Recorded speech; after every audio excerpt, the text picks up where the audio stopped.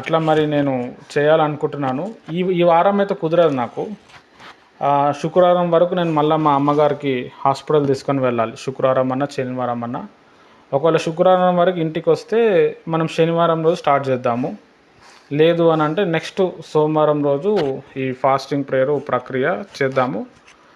తర్వాత మీరు మీ ఒపీనియన్ చెప్పండి, తర్వాత మీకు ఎట్లా అనిపిస్తుందో. కానీ ఏంటంటే కనీసం ఒక 2 గంటలన్నా మీ ఫ్యామిలీ కోసం ప్రార్థన చేయాలి అని చెప్పి నేను ఆశపడుతున్నాను.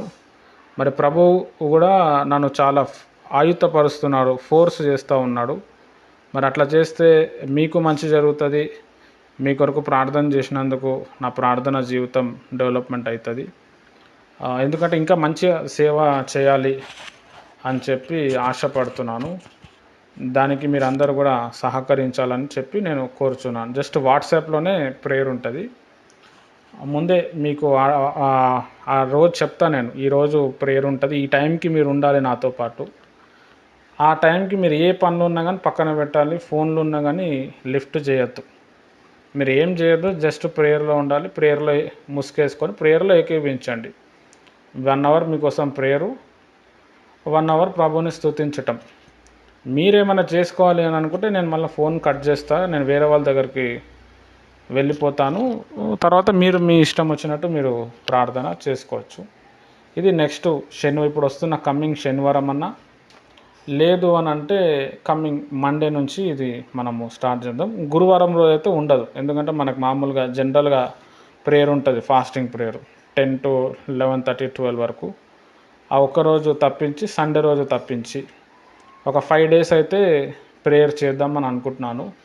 మీరందరూ కూడా నా కోసము ప్రార్థన చేయండి. మరి దేవుడు విజయం ఇస్తాడు. ఒక రోజులో 3 అంటే 2 రోజులు 6 మంది, 3 రోజులు 9 కుటుంబాలకి మనము ఆ ప్రేయర్ చేయొచ్చు. మీరు మీ కుటుంబం ఉన్నప్పుడు మీ కుటుంబ సమస్యలు ఏదైనా చెప్పచ్చు, మీ కుటుంబకుల గురించి, బంధువుల గురించి. ముఖ్యంగా ఈ ప్రేయర్ చేయటానికి ఫస్ట్ ఏమనుకున్నాను అంటే, మీ పిల్లల పేరు ఎప్పుడైతే మీ పిల్లలు పుట్టిరో, ఇప్పుడు 2 పిల్లలు ఉన్నారనుకోండి, ఆ 2 కోసం ఒకరోజు వాళ్ళు ఎప్పుడు పుట్టిరో ఆ రోజు ఉపవాస ప్రార్థన చేద్దాం అనుకొని ఫస్ట్ అనుకున్నాను నేను ప్రేయర్ చేస్తూ ఉంటే. కానీ అది వర్కౌట్ అయ్యేటట్టు లేదు, ఎందుకంటే చాలా టైం అయిపోతుంది, డిస్టర్బెన్స్ అవుతుంది. చాలామంది ఉంటారు కాబట్టి ఆ ప్రార్థన చేద్దామని ఆశపడుచున్నాను. మరి మీరందరూ కూడా నన్ను సహకరించండి. మీరు చేయాల్సింది ఏంటంటే ఆ టైంకి మీరు ప్రేయర్లో ఉండండి. ఎవరైనా ఉద్యోగంకి వెళ్ళే వాళ్ళు ఉంటే 7 to 9 అయితే వాళ్ళకి సెట్ అవుతుంది. మార్నింగ్ కొంచెం తొందరగా లేచి వాళ్ళు ప్రేయర్లో పనులు చేసుకొని ప్రేయర్లో ఉంటే అయిపోతుంది. ఆ ప్రేయర్ అయిపోయిన తర్వాత జాబ్కి వెళ్ళిపోవచ్చు. ఇక జాబ్ లేని వాళ్ళు, ఇంట్లోనే ఉండేవాళ్ళు 9 to 11 కన్నా రావచ్చు, లేకపోతే 11 to 1 కన్నా రావచ్చు. తర్వాత మీ నిర్ణయం కూడా నాకు చెప్పడానికి ప్రయత్నం చేయండి. ఈ వారం తర్వాత మనం ఈ విషయము స్టార్ట్ చేద్దాం. రైట్, ఓకే, మంచిది. ప్రార్థన చేసుకుందాం. మీకు ఏదైనా ప్రశ్నలు ఉంటే అడగండి. ఇప్పుడు ఈ మీటింగ్ నేను చెప్పిన ఈ ఫాస్టింగ్ షెడ్యూల్ ఉంది కదా, దీని మీద కూడా మీరు ఏదైనా డౌట్, ఇంకా మీరు ఏదైనా చెప్పాలనుకుంటే కూడా మీ విలువైన సలహాలు నేను స్వీకరించేదను. దయచేసి మీ మనసు విప్పి మాట్లాడండి. ప్రార్థన చేసుకుందాం. స్తోత్రం తండ్రి, పరిశుద్ధుడా, మరి ప్రశ్నలు ఉత్తరం ప్రభా, మరి ప్రేయర్లో ప్రభా మీరు మమ్మల్ని నడిపించు. అనేక ప్రశ్నలకి మీరు జవాబు ఇవ్వండి. తెలియని మరుగైన సంగతులు మీరు మాకు బయలుపరిచి ఆత్మపూర్ణులుగా మమ్మల్ని మార్చి నీ యొక్క సాక్షిగా మమ్మల్ని నిలబెట్టుమని ప్రభువు అయిన యేసు నామంలో ప్రార్థిస్తున్నాను తండ్రి, ఆమెన్. మంచిది. ఏమైనా డౌట్లు ఉంటే అడగండి. మీరు డౌట్ అడిగేటప్పుడు మీ పేరు, మీ ఊరు మెన్షన్ చేయండి. ఇప్పుడు నేను చెప్పిన ఫాస్టింగ్ షెడ్యూల్లో కూడా ఏమైనా డౌట్ ఉంటే కూడా అడగచ్చు. Thank you. ఒక డౌట్ అనియా, అడగండి అక్క. అదే అడగచ్చో లేదో తెలియదు అనియా. అంటే ఇప్పుడు మాకు ఏ ప్రాబ్లం అయినా సరే మీకు ఫోన్ చేసి మిమ్మల్ని అనే ప్రేయర్ చేయండి చందందే అంటున్నాము, మీరు చేస్తున్నారు. అలాగా మరి మీకు ప్రాబ్లం అయినప్పుడు కూడా మీకు మీరే చేసుకుంటారా, లేదంటే మాలో ఎవరికైనా మీరు ఫోన్ చేసి, అంటే ఎవరైనా పాస్టర్ గారు ఎవరైనా వాళ్ళ ప్రాబ్లం అయితే ఎలాగా అనేసి డౌట్ అని నాకు. ఓకే అక్క, మంచి డౌట్ అడిగారు. ముఖ్యంగా మీకు వందనాలు. ఆ, ఇప్పుడు మీరు అడిగిన క్వశ్చన్కి చాలా చాలా యాంగిల్స్లో జవాబు చెప్పచ్చు. అందరికీ ప్రేయర్ అవసరం. పాస్టర్ అయినా కానీ ఆయనకి ప్రేయర్ అవసరం.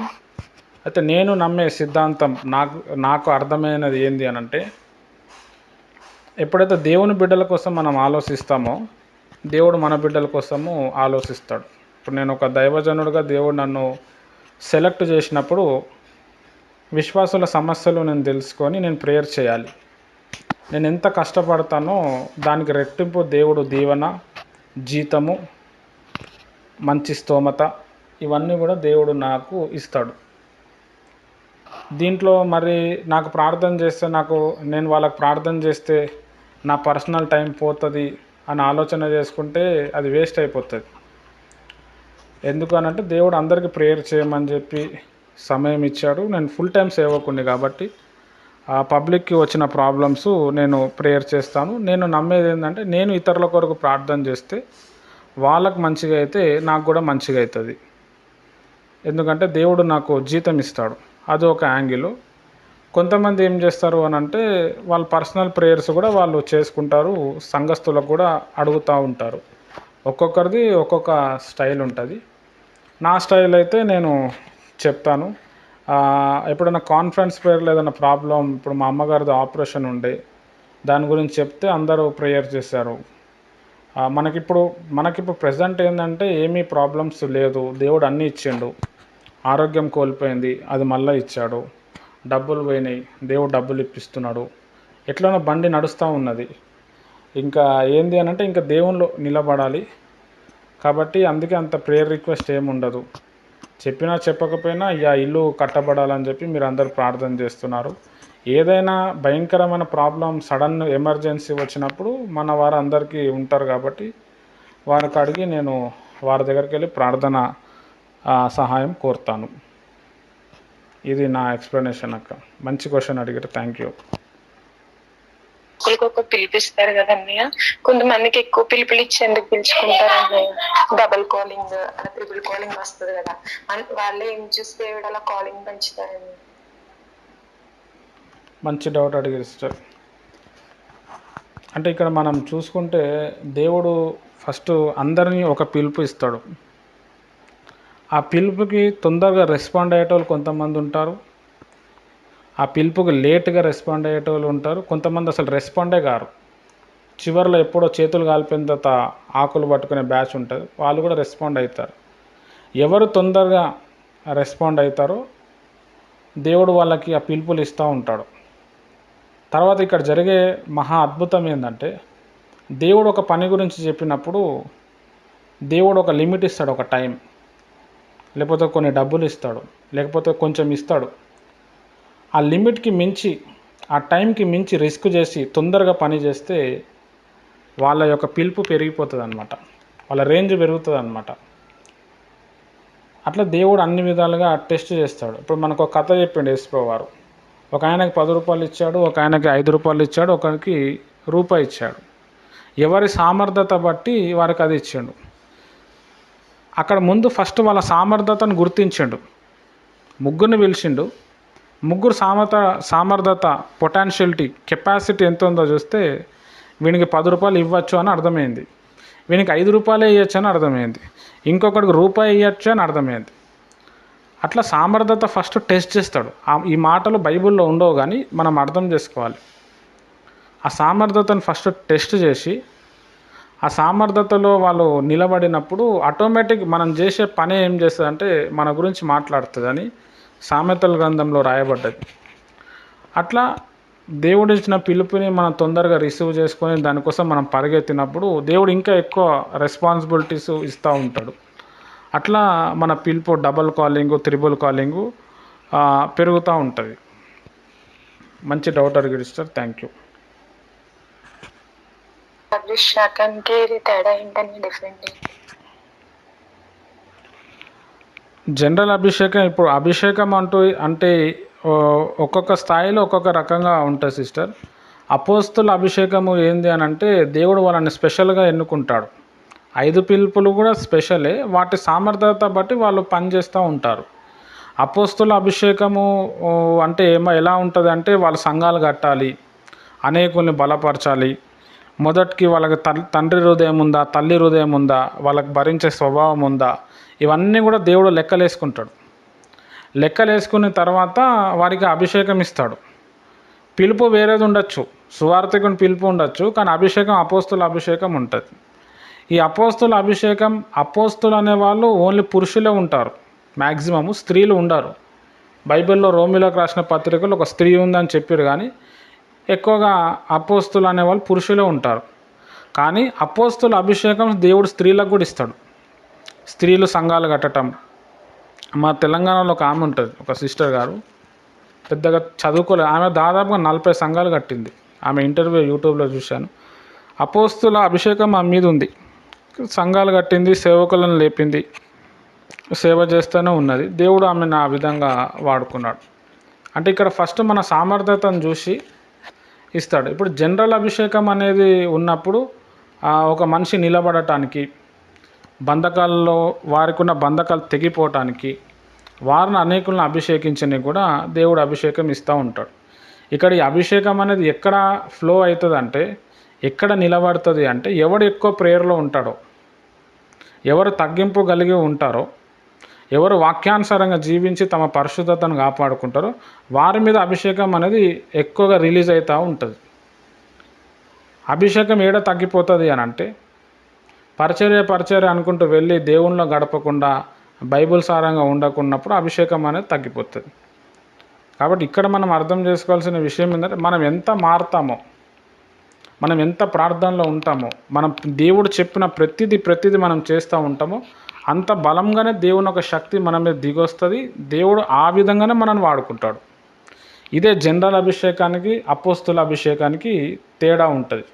ఇప్పుడు ఒక వ్యక్తికి, మామూలు వ్యక్తికి అపోస్తుల అభిషేకం ఇచ్చేసినాం అనుకో, ఆయన ఆ సంఘాన్ని పాడు చేసేసి, ఆ సేవను పాడు చేసేస్తే వేస్ట్ అయిపోతుంది. అపోస్తుల అభిషేకం అనేది ఎక్కడి నుంచి వస్తుంది?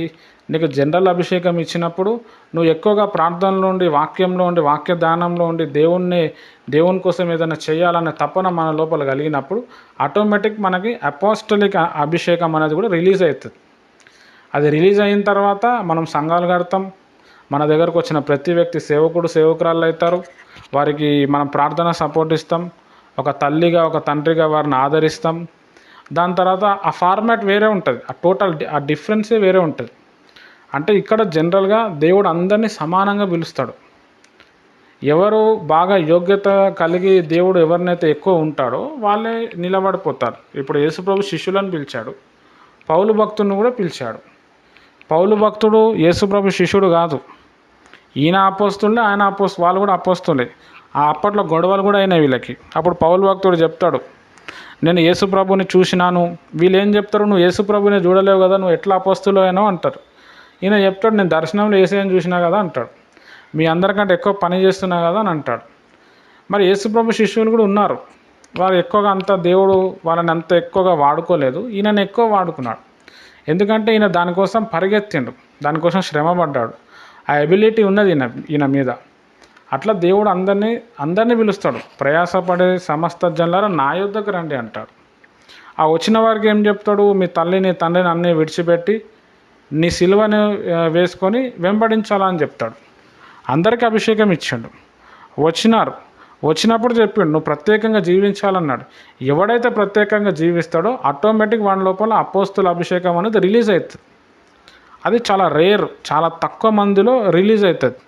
నిస్వార్థంగా వాళ్ళు సేవ చేసి దేవుని సంఘాన్ని కట్టాలి, అనేక సేవకులను సెట్ చేయాలి, అందరు మనోళ్ళు, మన వాళ్ళే, వాళ్ళు వీళ్ళు వేరుగా కాదు, అందరూ మన వాళ్ళే, మనం అందరికీ సపోర్ట్ చేయాలని చెప్పి ఆ ఆలోచన చాలా తక్కువ మందిలో వస్తుంది.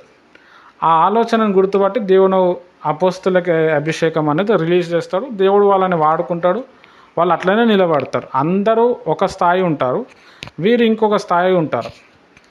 అందరికీ కొంతమందికి పెద్ద పెద్ద సంఘాలు ఉంటాయి, వీళ్ళకి సంఘం చిన్నగానే ఉంటుంది, కానీ వీళ్ళు సంఘాలు చాలా స్థాపిస్తారు. మళ్ళీ వాళ్ళందరూ కలిస్తే వీళ్ళకంటే ఎక్కువ సంఘం ఉంటుంది. అట్లా దేవుడు మన యోగ్యతను బట్టి, మన హృదయాన్ని బట్టి, మనం దేవునికి ఇచ్చే ప్రిఫరెన్స్ని బట్టి, దేవుని మనసు ప్రకారం ఆ పల్స్ని, దేవుని ఒక పల్స్ని మనం గుర్తుపట్టి ఫీల్ అయ్యేటోళ్ళకి అలాంటి శక్తి, అలాంటి అభిషేకం దేవుడు ఇస్తాడు. మంచి క్వశ్చన్ అడిగి సిస్టర్, థ్యాంక్ యూ. ప్రేయర్కి ఫాస్టింగ్ ప్రేయర్స్కి ఉన్న డిఫరెంట్ ఏంటని, ఫాస్టింగ్ ప్రేయర్స్ చేసినప్పుడు ఆత్మీయ లోకంలో ఏం జరుగుతుంది, ఓన్లీ నార్మల్ ప్రేయర్ వల్ల ఏం జరుగుతుంది? దీనికి చాలా ఆన్సర్స్ మనము చెప్పొచ్చు సిస్టర్. అయితే ఫాస్టింగ్ ప్రేయర్ అనేది ఏంది అని అంటే, ఆత్మలోకంలో మనం భోజనం చేసినప్పుడు హెవీ అయిపోతుంది. దాని తర్వాత మన మైండ్, తర్వాత మన ఆత్మ, మన శరీరము ఫాస్టింగ్ ప్రేయర్లో ఉన్నట్టు మామూలుగా ప్రేయర్ చేసేటప్పుడు ఉండదు. మన శరీరము సహకరించదు. మనం పాపంలో పడిపోయే ఛాన్స్ ఉంటుంది. ఇప్పుడు నువ్వు పరిశుద్ధాత్మ పొందుకున్నా కానీ, ఫుల్ భాషల్లో మాట్లాడినా కానీ, మన జీవితంలో ఫాస్టింగ్ ప్రేయర్ లేనప్పుడు పాపంలో పడిపోయే ఛాన్స్ ఉంటుంది. ఎందుకు పడిపోయే ఛాన్స్ ఉంటుంది అంటే, ఆత్మ కంటే శరీరమే బలంగా ఉంటుంది. ఎప్పుడైతే మనం ఈ శరీరానికి పనిష్మెంట్ ఇచ్చి మనం ఉపవాసం ఉంటామో, ఆత్మలో బలం పెరుగుతుంది. ఆత్మలో బలం పెరిగినప్పుడు ఏమవుతుంది, శరీరం కూడా ఆత్మ కంట్రోల్లో వస్తుంది. మనం చిన్నప్పటి నుంచి తిని అవి తిన్నాం ఇవి తిన్నాము, మన శరీరం మన మాట వినదు. అయితే మన ఆత్మకు కూడా మనం ఫాస్టింగ్ ఇచ్చినప్పుడు, ఆత్మకి వాక్యం ద్వారా, ప్రార్థన ద్వారా మనము ఈ ప్రార్థన, వాక్యం అనే భోజనం మన ఉపవాసం ఉండి ఆత్మకు పెట్టినప్పుడు, ఆత్మ విపరీతంగా బలపడి మన శరీరాన్ని కంట్రోల్ చేసుకుంటుంది. అట్లా ప్రతి క్రైస్తవుడు అప్పుడప్పుడు తప్పకుండా ఉపవాసం ఉంటూ తమ శరీరాన్ని కంట్రోల్ చేసుకుంటూ వాళ్ళు ముందుకు వెళ్ళాలి. అప్పుడే ఆత్మీయత అనేది పెరుగుతుంది. ఎందుకంటే ఏసావు ఉన్నారు, యాకోబు ఉన్నాడు. ఏసావు శరీరానుసారుడు, యాకోబు ఆత్మానుసారుడు. ఆకలి తట్టుకోలేక చిక్కుడుకాయ కూర వేయమంటే ఇచ్చేసిండు. ఈయన ఉపవాసం ఉండి అన్న దగ్గర నుంచి రావాల్సిన ఆశీర్వాదం అంతా కూడా ఈయన పొందుకున్నాడు. అక్కడ నుంచి ఆయన లైఫ్ చేంజ్ అయిపోయింది. అంటే దేవుని పని కోసము మనము తిండిని కూడా త్యాగం చేసినప్పుడు దేవుడు చాలా శక్తులు మనకి ఇస్తాడు, చాలా వరాలు ఇస్తాడు. తర్వాత ఇప్పుడు నేను మీ ఇంటికి వచ్చాను, మీరు లేరు, మీరు ఎక్కడో బయట ఉన్నారు, నేను ఉపవాసంలో ఉన్నా అని చెప్పి మీకు తెలిసింది. అప్పుడు మీకు ఎట్లుంటుంది? అయ్యో అన్నం తినలే అని చెప్పి మీరు అన్నం పెట్టడానికి ప్రయత్నం చేస్తారు.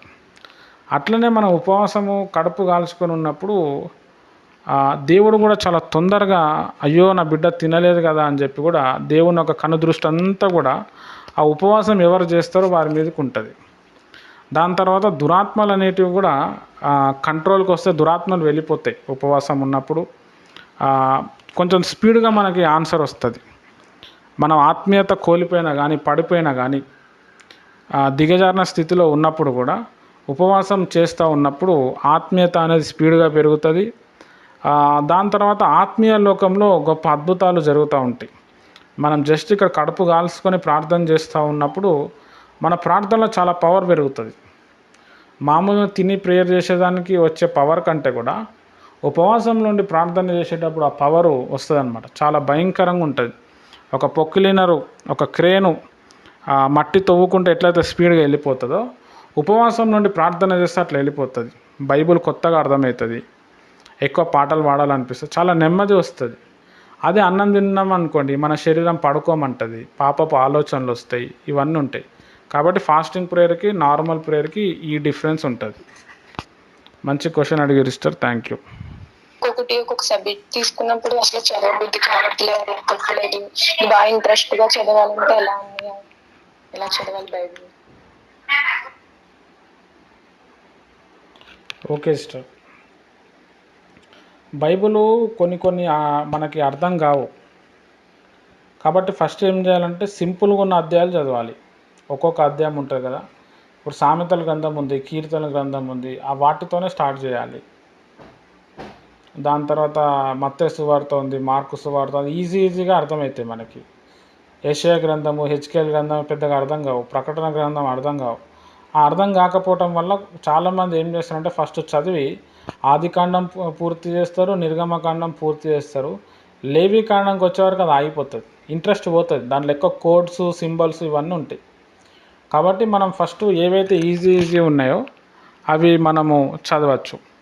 ఒక్క అధ్యాయం మనం చదువుకున్నా చాలు. ఒక అధ్యాయాన్ని మనము చదివి మళ్ళీ దాన్ని కొద్దిసేపు ధ్యానం చేసుకొని వెళ్ళిపోవచ్చు. లేదు ఆ అధ్యాయం చదవబుద్ధి కావట్లే, ఏదో ఒక మనం అలవాటు చేసుకోవటానికి వేరే వేరే అధ్యాయాలు కూడా మనము చదవచ్చు. తిమోతి పత్రిక చదవచ్చు, పేతురు పత్రిక చదవచ్చు, యాకోబు పత్రిక చదవచ్చు. కొంచెం చరిత్ర గురించి తెలుసుకోవాలంటే అపోస్తుల కార్యము, నిర్గమకాండము, సంఖ్యాకాండం ఇట్లా చదవచ్చు. అట్లా మెల్లమెల్లగా చదువుతూ మనము ఏం చేయాలంటే మన బాడీకి మనము అలవాటు చేస్తూ ఉండాలి. రోజుకొక అధ్యాయము చదివినా చాలు. ఒక్కొక్కసారి ఇంట్రెస్ట్ ఉండదు, అప్పుడు ఒక అధ్యాయం చదవాలి. ఇంట్రెస్ట్గా ఉన్న టాపిక్స్ని నేను అట్లనే చేస్తాను. ఎందుకనంటే మన మైండ్ ఈరోజు ఉన్నట్టు రేపు ఉండదు, రేపు ఉన్నట్టు మళ్ళీ ఎల్లుండి ఉండదు. అది ఒకరోజు దాన్ని మరుగున పెడితే, ఒకరోజు వదిలేస్తే అది అటే పోతుంది. కాబట్టి రోజు మన మైండ్కి మన బాడీకి ఏదైనా కొత్త అలవాట్లు మనం అలవాటు చేయాలి. ఒక 21 days చేస్తే అది మన మైండ్లో మన బాడీలో ఆ అలవాటు ఒక పార్ట్గా మారిపోతుంది. ఇప్పుడు మనకి సెల్ ఫోన్లు వచ్చిన తర్వాత సెల్ ఫోన్ లేకపోతే మనం ఉండలేకపోతున్నాం. సెల్ ఫోన్కి ఎడిక్ట్ అయిపోయినాం మనం అందరం, నేను కూడా. ఒక అరగంట సేపు సెల్ ఫోన్ లేకపోతే ఏదో మర్చిపోయినట్టు ఉంటుంది. ఆ సెల్ ఫోన్ తెచ్చుకుంటాం, స్టేటస్ చూస్తాం, యూట్యూబ్ చూస్తాం, షార్ట్లు చూస్తాం, సమయం ఎంతో ఎగిరిపోతుంది. దానికి అడిక్ట్ అయిపోయినాం. ఆ అలవాటు అవ్వటానికి ఒక 21 days ప్రాక్టీస్ చేసినాం మనం. అది మన లైఫ్లో అది పార్ట్ అయిపోయింది. ఆ అలవాటు పోవాలి అంటే 90 days దానికి రివర్స్లో మనం పని చేయాలి. ఒక అలవాటును వదిలేయాలంటే 3 నెలలు దాన్ని నువ్వు రివర్స్ చేసుకోవాలి. నువ్వు దానికి దూరం ఉంటే అది కట్ అయిపోతుంది. ఒక అలవాటు మనం చేసుకోవాలంటే 21 రోజులు చేస్తే చాలు, అది లైఫ్లో పార్ట్ అవుతుంది. కాబట్టి బైబిల్ రీడింగ్ అనే అంశము మనం చదవాలి. ఆ మంచి ఆలోచన మనల్ని మనం నెరవేర్చుకోవాలి బాడీలో అనుకుంటే ఒక 21 days మనం ఒక ప్లాన్ పెట్టుకొని ఈజీ సబ్జెక్ట్స్ ఏవైతే ఉన్నాయో, మత్తయి సువార్త, సామెతల గ్రంథం, ప్రసంగి గ్రంథం, తర్వాత నిర్గమకాండము, ఆది కాండం కూడా ఈజీగానే ఉంటుంది, లూకా సువార్త, అట్లా మనం ఇప్పుడు ఈరోజు ఒకరోజు కొత్త నిబంధన చదివినాం, ఒకరోజు అట్లా చదువుకుంటూ మనం దాన్ని అలవాటు చేసుకోవాలి. దాని తర్వాత దీనికి సంబంధించిన కొన్ని బుక్స్ ఉంటాయి, బైబిల్కి సంబంధించిన బుక్స్. ఆ బుక్స్ కొనుక్కున్నప్పుడు మనం చదువుతూ ఉన్నప్పుడు మనకు అర్థం కానప్పుడు ఆ బుక్స్ హిస్టరీలు, ఆ చరిత్ర మనం చూసినప్పుడు దాని మీద మళ్ళీ ఇంట్రెస్ట్ వస్తుంది. అట్లా కూడా మనము చేసుకొని బైబిల్ని మనం కంప్లీట్ చేయొచ్చు. అట్లా ఏదో రకంగా మనం ఏం చేయాలి అని అంటే బైబిల్ని అలవాటు చేసుకోవాలి. మంచి డౌట్ అడిగారు సిస్టర్. దేవుడు మిమ్మల్ని దీవించును గాక. ఆమెన్. Thank you. ప్రార్థనకి దేవుడు అంత ప్రిఫరెన్స్ ఎందుకు ఇచ్చాడు అంటే భక్తుల్ని యుద్ధానికి వెళ్ళమన్నప్పుడల్లా ఉదయకాల ప్రార్థనలోను దేవుడిని అడగమని చెప్పారంటే మధ్యాహ్నం ప్రార్థన, సాయంత్రం ప్రార్థన అంత ఎఫెక్ట్ గా ఉండదా? ఉదయకాల ప్రార్థన అన్న ప్రాముఖ్యత ఏంటి? ఉదయకాల ప్రార్థన చేసినప్పుడు ఏమి ఆత్మీయ లోకంలో ఏం జరుగుద్ది? దానికి అంత దేవుడు ప్రిఫరెన్స్ ఇచ్చారు కదా, దానికి ఉన్న అర్థం చెప్పండి. ఉదయకాల సమయంలో దేవుడు ప్రార్థన చేయమని ఎందుకు చెప్పిండంటే, ఉదయకాల సమయంలో దేవుని ఒక సమయం అది. మార్నింగ్ 3 గంటల నుంచి 5 గంటల వరకు, 5 గంటల లోపల. హిందూయిజంలో దాన్ని బ్రహ్మముహూర్తము అంటారు. ఈ 3 గంటల టైంని మనం ఆలోచిస్తే, ఇప్పుడు మన ముక్కు ఉంది, ముక్కుకు 2 రంధ్రాలు ఉన్నాయి. గాలి పీలుస్తున్నాము, గాలి వదులుతున్నాము. మనం ఏమనుకుంటే ఈ రెండు హోల్స్లోకి వెళ్ళి, ముక్కు రంధ్రాలకు వెళ్ళి ఎట్ ఎ టైం గాలి పీలుస్తున్నాం, ఎట్ ఎ టైం వదులుతున్నాం అనుకుంటాం. కానీ ఇక్కడ విషయం ఏంటంటే, మనం ఎడమ ముక్కు రంధ్రాల నుంచి గాలి పీలిస్తే కుడి రంధ్రం నుంచి మనం గాలి వదులుతాం. ఇది మనకు తెలియదు, ఇది సైన్స్ అన్నమాట. అంటే ఒక రంధ్రంతో మనం గాలి పీలిస్తే అదే రంధ్రంలోకి వెళ్ళి మనం గాలి వదలం, వేరే రంధ్రంతో మనం గాలి వదులుతాం. అయితే ఈ 3 గంటల నుంచి 5 గంటల టైంలో ఏమవుతుందంటే, 2 రంధ్రాల నుంచి గాలి పీలుస్తాం, 2 రంధ్రాల నుంచి గాలి వదులుతాం. అంటే ఆ టైం అట్లా ఉంటుంది అన్నమాట.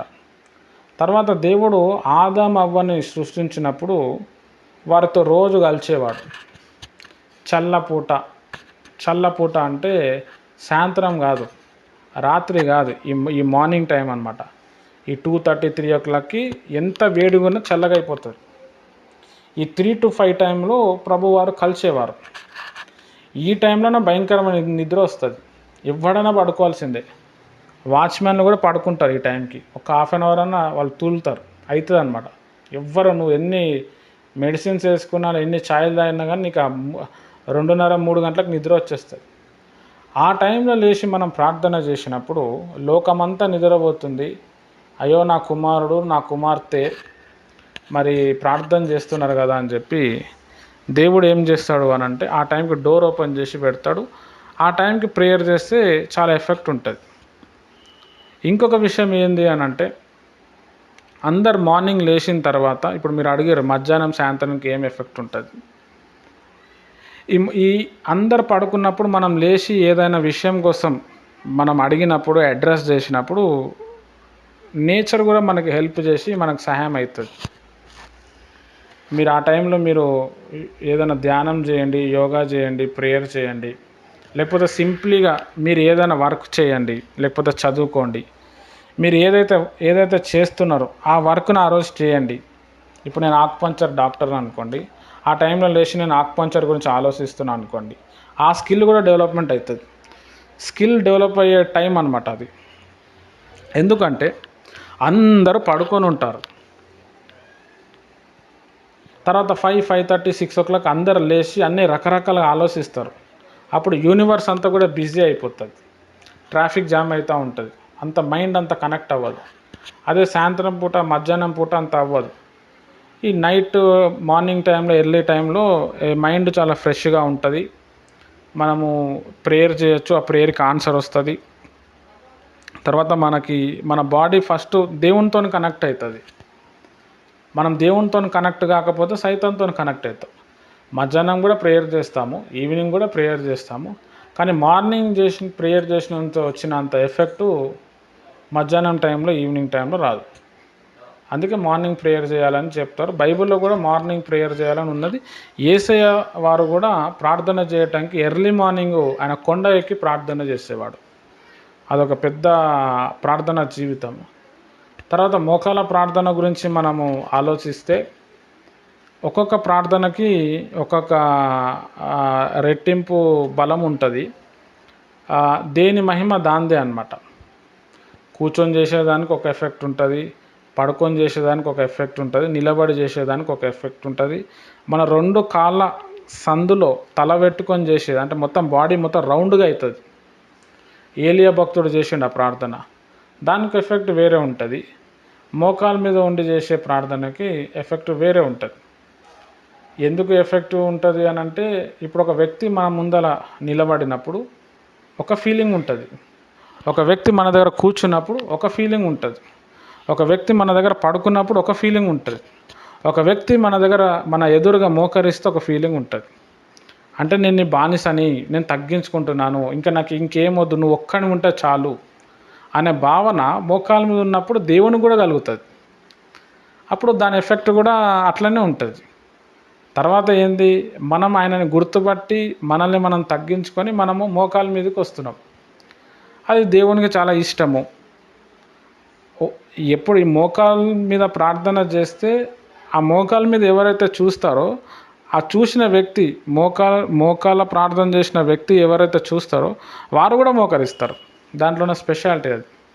కాబట్టి మోకాల ప్రార్థనకి చాలా ప్రిఫరెన్స్ ప్రపంచంలో ఉంది, దేవుని దగ్గర కూడా ఉన్నది. అయితే మోకాల మీద చేయాలని చెప్పి దేవుడు ఏం చెప్పలేడు. దేవునికి మనం గ్రాటిట్యూడ్ ఇస్తూ దేవునికి మనం ప్రేమ, అది మన ప్రేమ. కాబట్టి ఆ ప్రేమతో మనం చేస్తాం. దేవుడు ఎట్లా ప్రార్థన చేసినా వింటాడు. మోకాల మీద ఉండి ప్రార్థన చేయటం వల్ల మనల్ని మనం బాగా మార్చుకుంటాం. దేవుని ఒక శక్తి మనం చేంజ్ అవ్వటానికి, దేవుడు ఏం చేంజ్ అవ్వడు అక్కడ, మనం చేంజ్ అవ్వటానికి ఈ ప్రార్థన భంగిమలో ఒక్కొక్క దానికి ఒక్కొక్క గుణం వస్తుంది. కాబట్టి మోకాళ్ళ ప్రార్థనకి ఈ లెవెల్ ఉన్నది. మంచి డౌట్ అడిగారు సిస్టర్, థ్యాంక్ యూ. సండే గృహ దర్శనాలు అని ప్లేయర్లో ఆదివారం జరిగే ప్లేయర్లో చెప్తారన్నయ్య. అది గృహ దర్శనం అంటే మామూలుగా అసలు ప్లేయర్ చేస్తారన్నయ్య, ఆయనే చెప్పేస్తారు మీరు ఎంత ఇవ్వాలి ఏంటి అని ఆయన చెప్తారు. దైవజనులు వస్తారు, మీరు ఎంత ఇవ్వాలి, 500కు మించి ఇవ్వకూడదు అలా అని వాళ్ళే చెప్తారని మనకి ప్రేరేపణ వచ్చి మనం ఎంత ఇవ్వాలో అంత ఇస్తాం. కానీ దైవజనులే చెప్పి అసలు గృహదర్శనం అంటే ఏంటనే దాని అర్థం చెప్పండి. సిస్టర్, గృహ దర్శనము అని అంటే ఇంగ్లీష్లో హౌస్ విజిటింగ్ అంటారు. జనరల్గా పాస్టర్స్ ఏం చేస్తారు అని అంటే శుక్రవారం రోజు శనివారం రోజు గృహ దర్శనం చేస్తారు. అంటే అందరి ఇళ్ళలో పోయి వాళ్ళు ఎలా ఉన్నారు వాళ్ళకి ప్రార్థన చేసి మీరు సండే రోజు రండి అమ్మ ప్రేయర్కి అని చెప్పి చాలామంది చేస్తారు. అయితే కొంతమంది ఈ బిజినెస్ సేవ అనేది బిజినెస్ చేసేవాళ్ళు నేను వస్తున్నాను నాకు ఇంత పైసలు ఇవ్వండి అని వాళ్ళు చెప్తారు. అయితే మనం ప్రేయర్ మీటింగ్ పెట్టుకుంటున్నప్పుడు అయ్యగారు మన దగ్గరకు వస్తూ ఉన్నప్పుడు మనం ఎంతైనా ఇవ్వచ్చు. వాళ్ళు చెప్పినంత కాదు, కానీ అయ్యగారు ఒకవేళ ఆయనకు పైసలు అవసరం ఉంది, లేకపోతే ఆయన ఏదైనా బిజినెస్ చేస్తున్నాడు సేవలో అంటే వాళ్ళు ఈ విధంగానే ఉంటారు. కానీ లెక్కకి ఏంటంటే మనకి ఎంత అవసరం ఉంటుందో అది కూడా ఇప్పుడు ఒక వ్యక్తికి మనం డబ్బులు ఇవ్వాలి అని అంటే దేవుడు ప్రేరేపించి ఇవ్వాలి. ఇచ్చినప్పుడు ఆ డబ్బులు ఆ దైవజనుని చేతికి వెళ్ళినప్పుడు మనకి ఆశీర్వాదం వస్తుంది. ఆయన ఏదో చెప్పిండని చెప్పి మనం అప్పులు చేసి ఇచ్చిస్తే అది పనిచేయదు. చాలామంది మీరు దేవునికి మా అయ్యగారు మాకు ట్రైనింగ్ ఇచ్చిన అయ్యగారు నువ్వు దేవునికి 5,000 కూడా ఇవ్వలేవా, అప్పు చేసి ఒక దేవునికి ఒక 10,000 ఇవ్వలేవా అని ఆయన చెప్తూ ఉంటాడు. అంటే అన్నెసెసరీ భారము అన్నమాట. అది అంత అవసరం లేదు, దేవుడు అది చెప్పలేడు. నువ్వు దేవుని కోసం వాక్యంలో ఉండాలా, నిన్ను నువ్వు మార్చుకోవాలి. ఇవి చెప్పకుండా డబ్బులు ఇస్తే ఎట్లా వర్కౌట్ అవుతుంది? మనం బైబిల్లో కూడా మనము చూస్తే కొంతమంది ఏం చేశారంటే డబ్బుని వెంబడించారు. డబ్బుని వెంబడించడం వల్ల ఏమైపోయింది అని అంటే కుటుంబం కూలిపోయింది. బైబిల్లో యూదా అనే ఒక వ్యక్తి ఉంటాడు. ఆయన ఒక ఆమెను పెళ్లి చేసుకున్నాడు. ఆమె పేరు డబ్బు అన్నమాట. ఆమెను పెళ్లి చేసుకున్న తర్వాత కొడుకు పుట్టిండు. ఆ కొడుకుకి తామారు అని చెప్పి ఒక అమ్మాయిని ఇచ్చి పెళ్లి చేశారు. కొడుకు పెళ్ళైన తర్వాత కొడుకు చచ్చిపోయాడు. రెండో కొడుకుకి పెళ్లి చేస్తే రెండో కొడుకు కూడా చనిపోయాడు. మూడో కొడుకుని కూడా పెళ్లి చేస్తే ఆ తామరకి ఇచ్చి పెళ్లి చేస్తున్నాడు. అట్లా వాళ్ళ వంశం అంతా కూడా చచ్చిపోతూ వచ్చింది. ఇక్కడ మనం అర్థం చేసుకోవాల్సిన విషయం ఏంటంటే దైవజనులు ఎవరు కూడా డబ్బుని వెంబడించద్దు. మనకి ఇబ్బంది కాకపోయినా, మన తరం వారికి ఏం కాకపోయినా మన పిల్లలకన్నా ఎఫెక్ట్ అవుతుంది. ఇది మనము అర్థం చేసుకోవాలా. మరి అయ్యగారు బైబిల్ ట్రైనింగ్ చేయలేదని నేను అనుకుంటున్నా, లేకపోతే అహంకారి అని నేను అనుకుంటున్నా. మరి ఆయన స్టైల్ అట్లా ఉన్నది. కానీ గృహ దర్శనం ఎందుకు చేస్తాము అంటే ఆ విశ్వాసం ఎట్లున్నాడు, ఉన్నాడా, తిన్నాడా, చచ్చిపోయాడా. అయితే చాలా చర్చెస్లో జరుగుతున్నది ఏంది అని అంటే విశ్వాసి రాకపోతేనే వాళ్ళు వస్తారు. విశ్వాసి రాకపోతే వాళ్ళు రారు, ఫోన్ చేయరు, పట్టించుకోరు. అది ఒక సేవకుని యొక్క లక్షణము కాదు. నువ్వు సేవ చేస్తున్నావంటే దేవుడు నీకు కొన్ని గొర్రెలు ఇచ్చారంటే ఆ గొర్రెలు ఎందుకు రావట్లేదు, ఆ గొర్రెలు ఇంటికి వెళ్ళాలి. గృహ దర్శనం అని చెప్పి వాళ్ళ ఇంటికి వచ్చినాము, ప్రార్థన చేసినాం. ఒక్క ప్రార్థనతో ఒక్కసారికి వస్తే కుటుంబం బాగా కాదు. 5 రోజులు, 10 రోజులు, 21 రోజులు, 40 రోజులు మనము ప్రేయర్ మీటింగ్ పెట్టాలి. మేము ఇట్లనే చేస్తాం ఇక్కడ హైదరాబాద్లో. 3 రోజులన్నా, 7 రోజులన్నా, 10 రోజులన్నా ప్రేయర్ మీటింగ్ పెట్టి ఆ 10వ రోజు ప్రభు వల్ల ఇస్తాం. ఖచ్చితంగా వాళ్ళకున్న సమస్య విడిపింపబడుతుంది, వాళ్ళు ఆత్మీయంగా ఎదుగుతారు. ఇప్పుడు ఏంటంటే ఎక్కువ టైం సరిపోతలేదు కాబట్టి ఈ వాట్సాప్లోనే అందరిని గుంజి ఇక్కడే వాక్యం చెప్పి ప్రేయర్ చేస్తున్నాం. గృహ దర్శనం అనేది ఎందుకు చేస్తారు అంటే విశ్వాసి ఎలా ఉన్నాడు తెలుసుకోవటానికి అయ్యగారు చేస్తారు. మీ అయ్యగారు బిజినెస్ మూమెంట్లో ఉన్నాడు కాబట్టి నేను వస్తున్నాను, మీరు నాకు ఇంత ఇవ్వాలి. చాలామంది ఉన్నారు అట్లా, ఫోన్లో కూడా చెప్పేస్తారు, అమ్మ కానుక పంపించండి అమ్మ అని కూడా చెప్తారు. ఈ విశ్వాసులు పాపం అయ్యగారికి ఇవ్వకపోతే ఫీల్ అవుతారని చెప్పి వీళ్ళు ఒక పూట అన్నం తినకుండా కూడా అయ్యగారికి ఇచ్చిన వాళ్ళు కూడా ఉన్నారు. అప్పులు చేసి ఇచ్చిన వాళ్ళు కూడా ఉన్నారు. ఇవ్వటం వల్ల వీళ్ళకి దరిద్రం చుట్టుకుంటుంది. ఎందుకు అని అంటే దేవుడు చూపించాల ఒక దైవజనుని, ఇగో ఆయన అంత కష్టపడుతున్నాడు, ఆయనకి ఇవ్వు. అది చూపించినప్పుడు మన దగ్గర పైసలు ఉండవు, కానీ దేవుడే పుట్టిస్తాడు అక్కడ డబ్బులు. ఆటోమేటిక్గా దైవజనుడు వస్తుంటే పైసలు అందుకుంటాయి, మనం ఇచ్చేస్తాం అంతే. ఇచ్చిన తర్వాత మనం ఏమి ఇచ్చినామో దానికి డబల్ మనకు వచ్చేస్తుంది. ఆ వారంకో లేకపోతే నెక్స్ట్ డేనో ఏదో ఒకటి అది కలెక్ట్ అవుతుంది అనమాట. అంటే దేవుడు మనకి ప్రేరేపించి ఇస్తేనే మనకి ఆశీర్వాదం వస్తుంది. వాళ్ళు ఏదో చెప్పిరు అని చెప్పి మనం ఇచ్చేస్తే అది పని కాదు. ఎందుకంటే నువ్వు ఏదైనా ఇచ్చేటప్పుడు హృదయంలోకి వెళ్ళి ఇవ్వాలి. ఏడుస్తూ బాధ పెట్టి ఇస్తే అది వర్కౌట్ కాదు. వీళ్ళు చాలామంది ఏం చేస్తారు దాని మీద. నాకు చాలామంది చెప్పారు, మీరు బ్రదర్ మీరు ఎదుగుతలేరు, మీ సంఘం ఎదుగుతలేరు, మీరు అసలు మీ బిడ్డలకు మీరు నేర్పిస్తలేరు, మీరు ఫస్ట్ నేర్పియండి అని అంటున్నారు. నేను డబ్బులు ఇవ్వాలని నేర్పియాలి అన్నది నా కాన్సెప్ట్ కాదు. వాళ్ళకి విడుదల రావాలి, వాళ్ళు బలపడాలి, వాళ్ళు దేవునిలో ఉండాలి. ఆటోమేటిక్ వాళ్ళు ఇస్తే ఇస్తారు, లేకపోతే లేదు. నేనేంది చెప్పేది, మీరు ఇవ్వండి ఇవ్వండి ఇవ్వండి. ఇంతవరకు నా విశ్వాసులకు నేను ఎప్పుడు కూడా డబ్బులు ఇవ్వమని చెప్పాలి. సండే రోజు కానుక కూడా నేను పెట్టాను. ఎందుకనంటే అందరి ముందర కానుక వేయాలి, వీళ్ళ దగ్గర డబ్బులు ఉండవు. డబ్బులు లేదని చెప్పి చర్చి మానేసేవాళ్ళు ఉన్నారు నా దగ్గర. వాళ్ళకు ఉండదు. అదే పైసలు ఉంటే వాళ్ళ పాల ప్యాకెట్కో దేనికన్నా అన్నంకో కూరకో వస్తుంది. మనకిస్తే ఏమొస్తుంది, ఆశీర్వాదం వస్తుంది, కానీ వాళ్ళ దగ్గరకు ఉండాలి కదా. అది వాళ్ళు వచ్చినా అదే ప్రార్థన, ఇవ్వకపోయినా అదే అట్లా దైవజనుడు ఎప్పుడైతే మార్చుకుంటాడో ఆటోమేటిక్గా విశ్వాసి బలపడిపోతాడు, దీవెన వస్తుంది. అది రావాల. చాలామందికి అది వస్తలేదు, అందుకే నాకు కొంచెం బాధ అనిపిస్తుంది. దానివల్ల సేవకులు అంటేనే అమ్మ ఇప్పుడు ఆయన వస్తాడు, ఆయనకు పైసలు ఇవ్వాలి కదా, ఇదే పైసలు ఉంటే నాకు దానికో దేనికో వస్తుంది కదా అని చెప్పి వీళ్ళు అట్లా రాంగ్ డైవర్ట్ చేసే వాళ్ళు కూడా ఉన్నారు. కొంతమంది ఆ దైవజనుడు ఆయన వచ్చిండు ఆయనకి ఇవ్వాలని చెప్పి కూడా ఇచ్చేవాళ్ళు కూడా ఉన్నారు. అది ఇక్కడ మనం నేర్చుకోవాల్సింది ఏంటంటే, మన మనసులోకి వెళ్ళి మనకు ఎంత దేవుడు మనకు ఎంత అంగీకరించిండో, మనకు ఎంత ఉన్నదో, మన స్థాయి మన స్తోమత మనకు ఎంత ఇవ్వగలుగుతావు అది దేవుడే చెప్తాడు, నువ్వు అంత ఆయనకి ఇచ్చేసేయని. అట్లా ఇచ్చినప్పుడు ఏమవుతుందంటే ఖచ్చితంగా ఆశీర్వాదం వస్తుంది. మనం ఆయన ఏదో అనుకుంటుండని చెప్పి ఫీల్ అవుతుందని చెప్పి మనం భారం కలిగిస్తే మనకు లాస్ అయిపోయే ఛాన్స్ ఉంటుంది. నేను చాలామందిని కూడా చూసిన, వాళ్ళు అట్లా భారం కలిగి పైసలు పాస్టర్లు కొంతమంది పాస్టర్ కంటే ఎక్కువ పాస్టమ్మలు కానుకల గురించి చెప్పి చెప్పి పిండే వాళ్ళు కూడా ఉన్నారు. సంఘంలో నెలకి ఎంతమందికి దశంభాగం ఇస్తలేరు అని అంటే కొంతమంది లేపుతారు, మీరు దశంభాగం ఇస్తారా అని అడుగుతారు. బాప్తిజం ఇచ్చేటప్పుడు కూడా బాప్తిజం ఇచ్చేటప్పుడు మనం ఏం వారికి ఏం వాగ్దానం ఇప్పియాలా, ఏం ఒప్పియాలా, చివరి వరకు నువ్వు దేవుని కోసం నిలబడతావా, ఎన్ని శ్రమలు వచ్చినా ఎన్ని బాధలు వచ్చినా రక్తం కార్చే టైం వస్తుంది, ప్రాణం వదులుకే టైం వస్తుంది, మరి యేసయ్యను వెంబడిస్తావా లేకపోతే లోకాన్ని వెంబడిస్తావా అని అడుగుతారు. అది అడగాల. కొంతమంది పాస్టర్లు నువ్వు దశంభాగం రెగ్యులర్గా ఇస్తావా నాకు అనే ఒప్పందం కూడా చేసుకుంటా. అది లేదు బైబిల్లో. అది లేనప్పుడు నువ్వు ఎందుకు ఆడ భారం పెట్టాలి? ఇట్లా చాలామంది ఉంటారు పాస్టర్లు. మీ దగ్గర ఉన్న పాస్టర్ గారు మరి అట్లా ఆయనకు అట్లా ఉన్నట్టుంది, కానీ అది కరెక్ట్ సేవ అది కాదు. మా టాపిక్ ఎక్కడికో పోతుంది. థ్యాంక్ యూ సిస్టర్, మంచి డౌట్ అడిగారు. నాకు ఒక చిన్న డౌట్. మనం రోజు మొత్తంలో ఒకసారైనా బైబిల్ చదువుకోకుండా, అంటే టైం కుదరకో, ప్లస్ మనం బయట వాక్యాలు వింటా ఉంటాం కదా సెల్లో, అంటే మీటింగ్స్ వస్తున్నాయి అనుకోండి, ప్రేయర్స్ మీటింగ్స్ వస్తాయి లైవ్స్ అని, అట్లాంటి వాక్యాలు విన్నప్పుడు మనం పర్సనల్ గా బైబిల్ చదువుకోకుండా ప్రేయర్ చేసుకుని పడుకోవడం వల్ల మనకి ఏమైనా ఇబ్బంది ఉంటుందా? లేదు ఎన్ని వాక్యాలు విన్నా కూడా మనం కంపల్సరీగా బైబిల్ చదవాల్సిందేనా?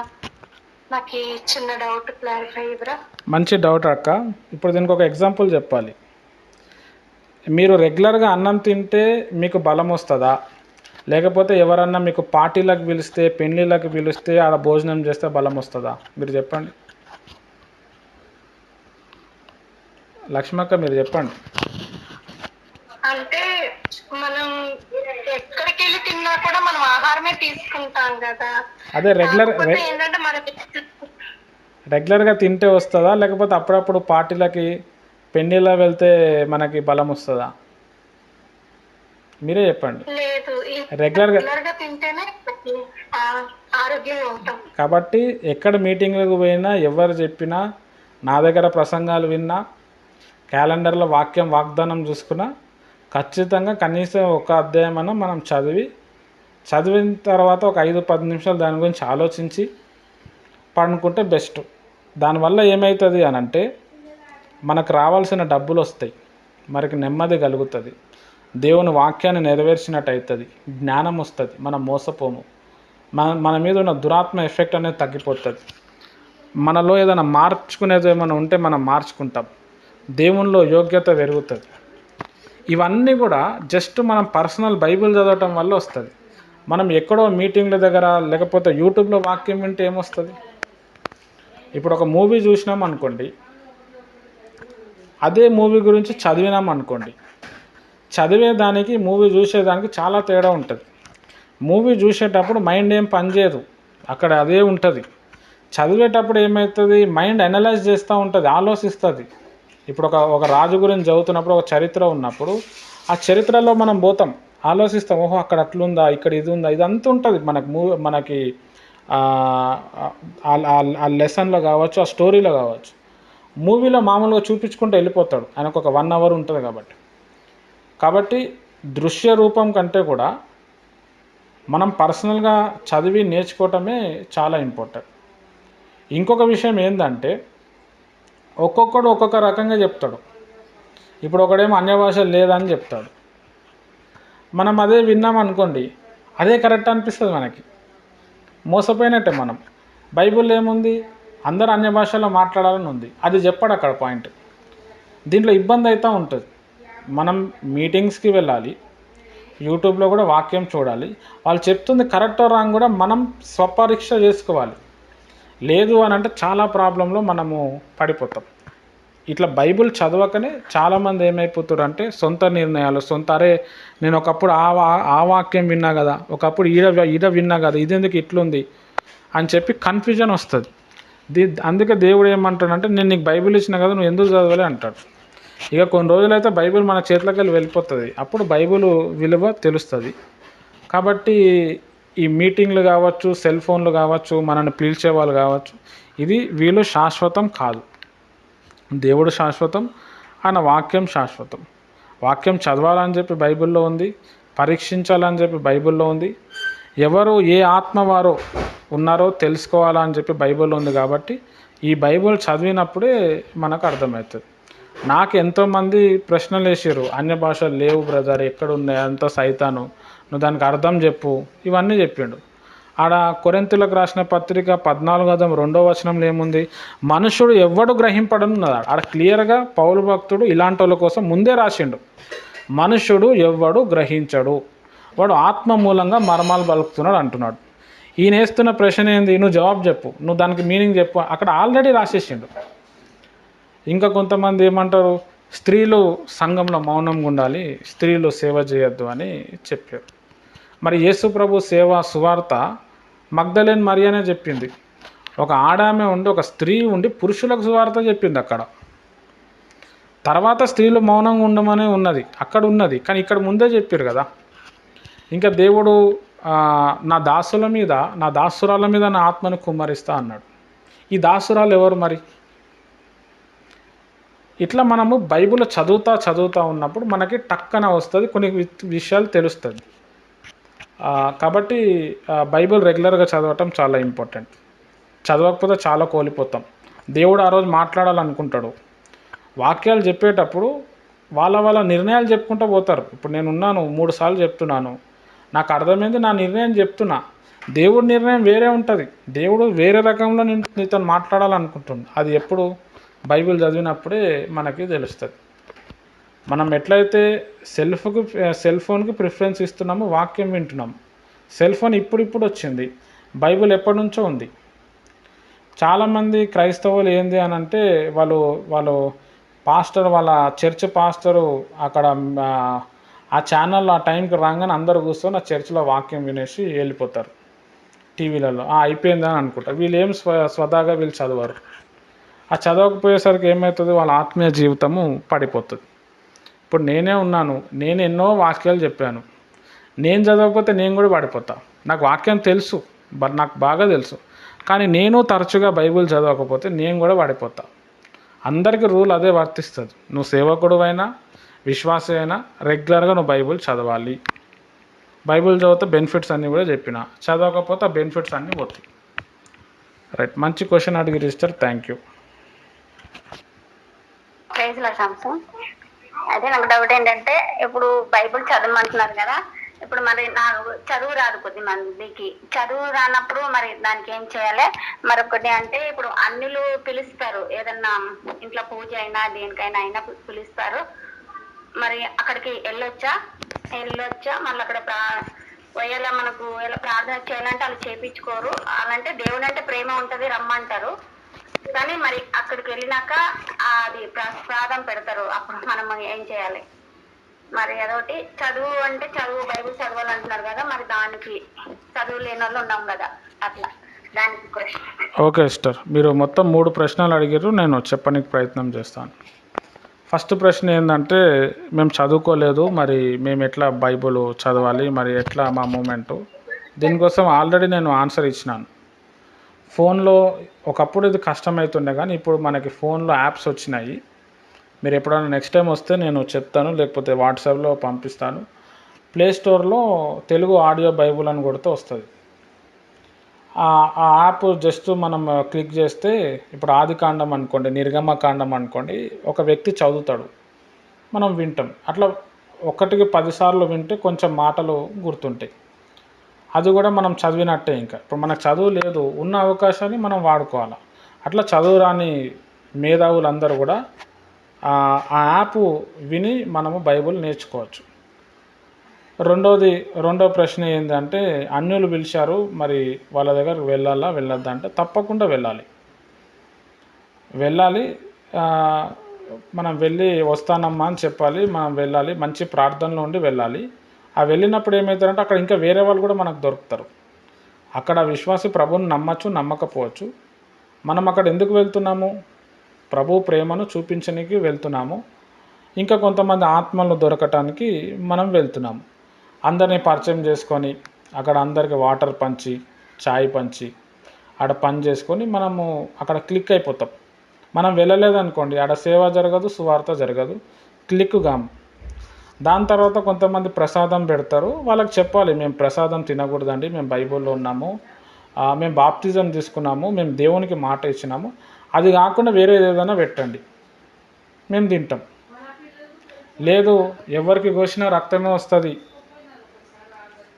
అట్లేం లేదు, నీకు మతం పిచ్చి ఉంది, ఏదైనా ఉంటే హృదయంలో ఉండాలి, ఇవన్నీ చెప్తారు. వాళ్ళకి చెప్పాలి, మీరు పెట్టింది తినకపోతే మీరు అడగాలి, ఇది తినద్దు, మేము తినటం వల్ల మీకే ఇబ్బంది అవుతుంది, మాకు కూడా ఇబ్బంది అవుతుంది, దీని బదులు అక్కడ విగ్రహం దగ్గర సమర్పించింది ఏదైనా పెడితే తీసుకురా, అవి తింటా అని చెప్పాలి.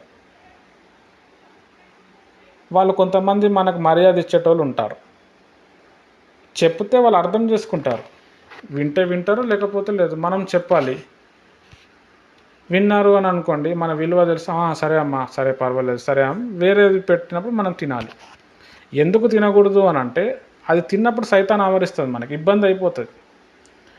ఎందుకంటే డిస్టర్బ్ అయిపోయి మనకు ప్రేయర్లో ఉండము, తర్వాత వాక్యానికి దూరం అయిపోతాం, ఇబ్బంది అయిపోతాం, తర్వాత దేవుని ఒక వాక్యాన్ని మనం నిరాకరించినట్టు అవుతుంది.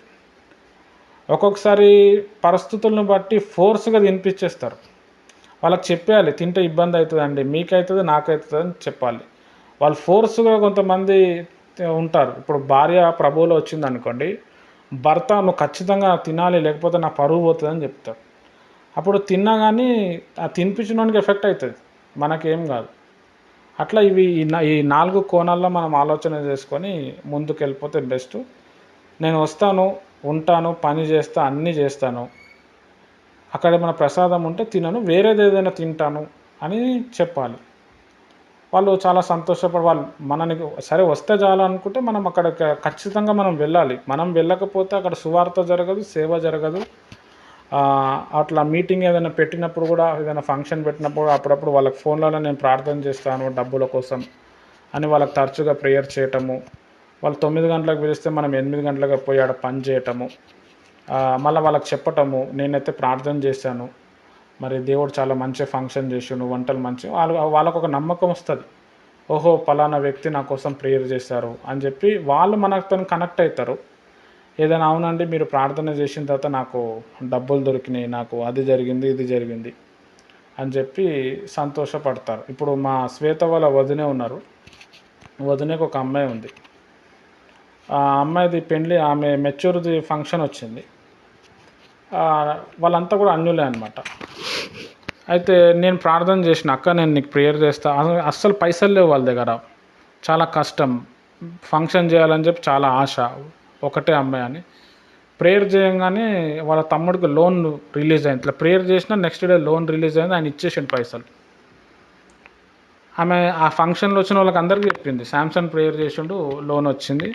ఇక ఆ ఫంక్షన్లో వెళ్ళినాము, నేను తిన్నాను, కొద్దిసేపు ఉన్నాను, వచ్చేసినాను. తినేటప్పుడు వాళ్ళు నాన్ వెజ్ పెడితే నాన్ వెజ్ పెట్టకుండా వెజిటేరియన్ తినేసి వచ్చేసిన.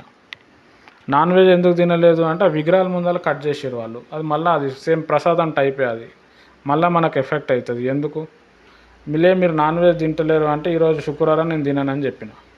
అట్లా మనల్ని మనం కాపాడుకొని ఇతరులకి మనం బాధ పెట్టకుండా, నొచ్చుకోకుండా, ఎక్కువ మాట్లాడితే మా దాంట్లో ఇట్లా ఉన్నదండి, మేము అందులో వెళ్ళాం కదా ఏమనుకోకుండా. అంటే హిందువులు ఎవ్వరు కూడా ఫోర్స్ చేయరు, వాళ్ళకి అందరు కూడా తెలుసు. ఈ ఈ లాజిక్లు తెలియకుండా చాలామంది హిందువులకి క్రైస్తవులకి శత్రువులు అవుతారు. మా చర్చిలో మేము రాము, మేము మీ సావులకు రాము, మేము సమాధుల దగ్గరకు రాము, మేము తినము, వాళ్ళకి చాలా బాధ అవుతుంది. మనమేమో తినము, మళ్ళీ వాళ్ళనేమో పిలుస్తాం, మళ్ళీ వాళ్ళు ఎందుకు వస్తారు, రాదు. కాబట్టి ఇట్లా మెలకువగా ఉండి ఏమన్నా సందర్భం వచ్చినప్పుడు చెప్పి దాంట్లోకి బయటపడితే దేవుడు మిమ్మల్ని దీవిస్తాడు. మంచి ప్రశ్న అడిగేది సిస్టర్, థ్యాంక్ యూ. నేను ఇప్పుడు దేవుడు నమ్ముకున్నాను, బాప్తిజం చేసుకున్నాను, బాగా తీసుకోలేనప్పుడు మరి ఇచ్చినవి మటన్ అయినా చికెన్ అయినా అలాంటివి వాళ్ళు తినొచ్చా? పోను తినచ్చు. అది మనం వండొచ్చా, వాళ్ళు వండుకొని తినాలా? ఎవరు? అదే బావగారు వండుకోవాలి, మనం వండి పెట్టచ్చు, పర్వాలేదా అంటున్నాను. మనం వండి పెట్టచ్చు, మనం వండి పెట్టచ్చు, కానీ మనం తినకూడదు. తింటే ఇబ్బంది అవుతుంది మనకు, అంతే, అంతకుమించి ఏం లేదు. ఇక వాళ్ళు ఫోర్స్గా పెట్టి పీక మీద కత్తి పెట్టి తిను తిను తిను అంటే ఆ తిన్నా కానీ పెద్దగా ఏం ఎఫెక్ట్ అవ్వదు మనకి. ఇగో మా వాక్యంలో ఉంది, మేము తినద్దు, కానీ క్రీస్తు ప్రేమను బట్టి నేను తింటున్నాను. అక్కడ క్రీస్తు ప్రేమను చూపించినట్టు అవుతుంది. చెప్పినాము, ఆయన వింటలేడు, హట్ అవుతున్నాడు, తినాలని పట్టుబడుతున్నాడు. దానికోసం పెద్ద యుద్ధాలే జరిగేటట్టు ఉన్నాయి. అప్పుడు ఎందుకు? క్రీస్తు ప్రేమ మనం చాటడానికి ఉన్నాం కాబట్టి, సరే మా దాంట్లో ఉంది తినద్దని, ఇదిగో నీకోసం నేను తింటున్నా, దేవుని అడిగి తిన్నా కానీ పెద్ద ఎఫెక్ట్ ఏం కాదు. అక్కడ సందర్భాన్ని బట్టి మనం ముందుకు వెళ్ళిపోవాలి. ఇప్పుడు భర్త ఉంటాడు, తినచ్చు, బావగారు తినచ్చు, ఏం కాదు. ఓకే, అనుసరిస్తారు, అడగండి.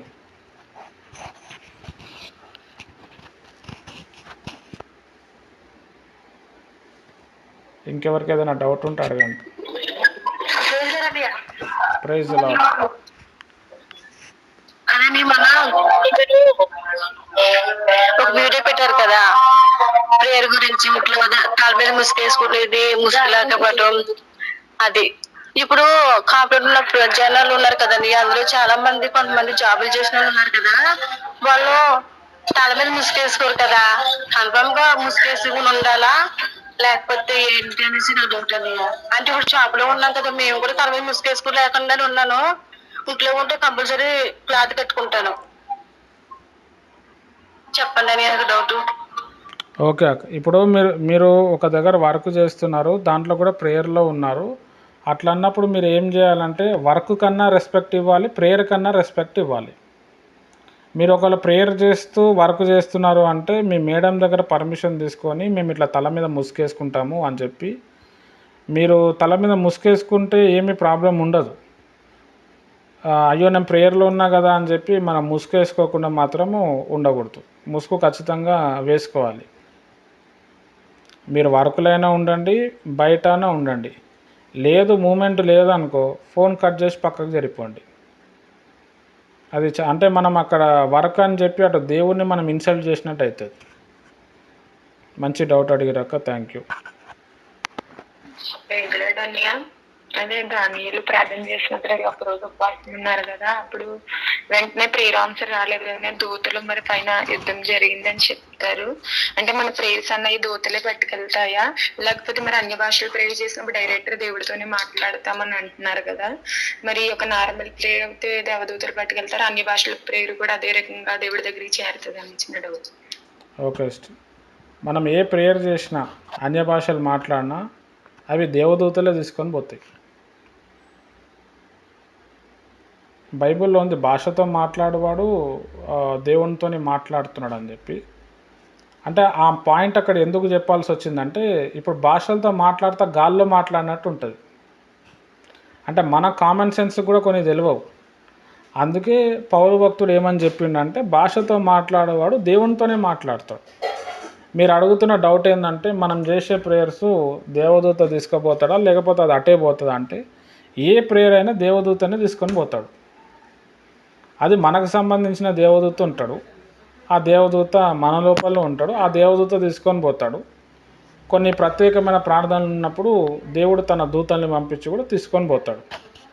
మంచి డౌట్ అడిగారు సార్, థ్యాంక్ యూ.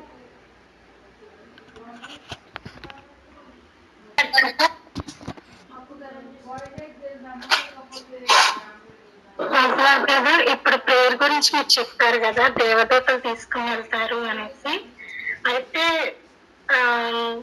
ఎవరు నా కోసం కనిపెడుతున్నారు అని చెప్పేసి దేవుడు ఎదురు చూస్తున్నాడు, దేవుడు మన మాటలు వినడానికి ఆలోచిస్తున్నాడు అని చెప్పేసి బైబిల్లో ఉంది కదా.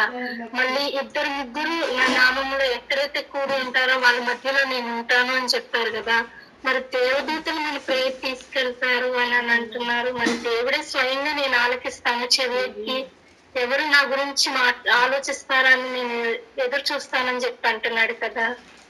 మరి దీనికి, ఈ వాక్యానికి దానికి డిఫరెన్స్ ఏంటి?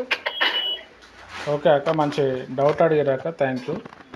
ఇక్కడ మనం అర్థం చేసుకోవాల్సిన విషయం ఏంటంటే, దేవుడు ఆలకిస్తాడు అంటే కూడా దేవదూతలు తీసుకొని పోతాడు. దాని తర్వాత ఇద్దరు ముగ్గురు నా నామంలో ఎక్కడ కూడుకుంటారో నేను అక్కడ ఉంటా అంటే, ఆయన ఆత్మవశుడుగా అక్కడ వస్తాడు. అక్కడికి వచ్చి ఆయన వింటాడు. ఇంకొక విషయం ఏంది, దేవుడు కూడా మన లోపల కూడా ఉంటాడు. అయితే కొన్ని దగ్గర ఏమని రాయబడ్డది అంటే, దేవదూతలు మన ప్రేయర్స్ తీసుకుపోతాడని రాయబడ్డది.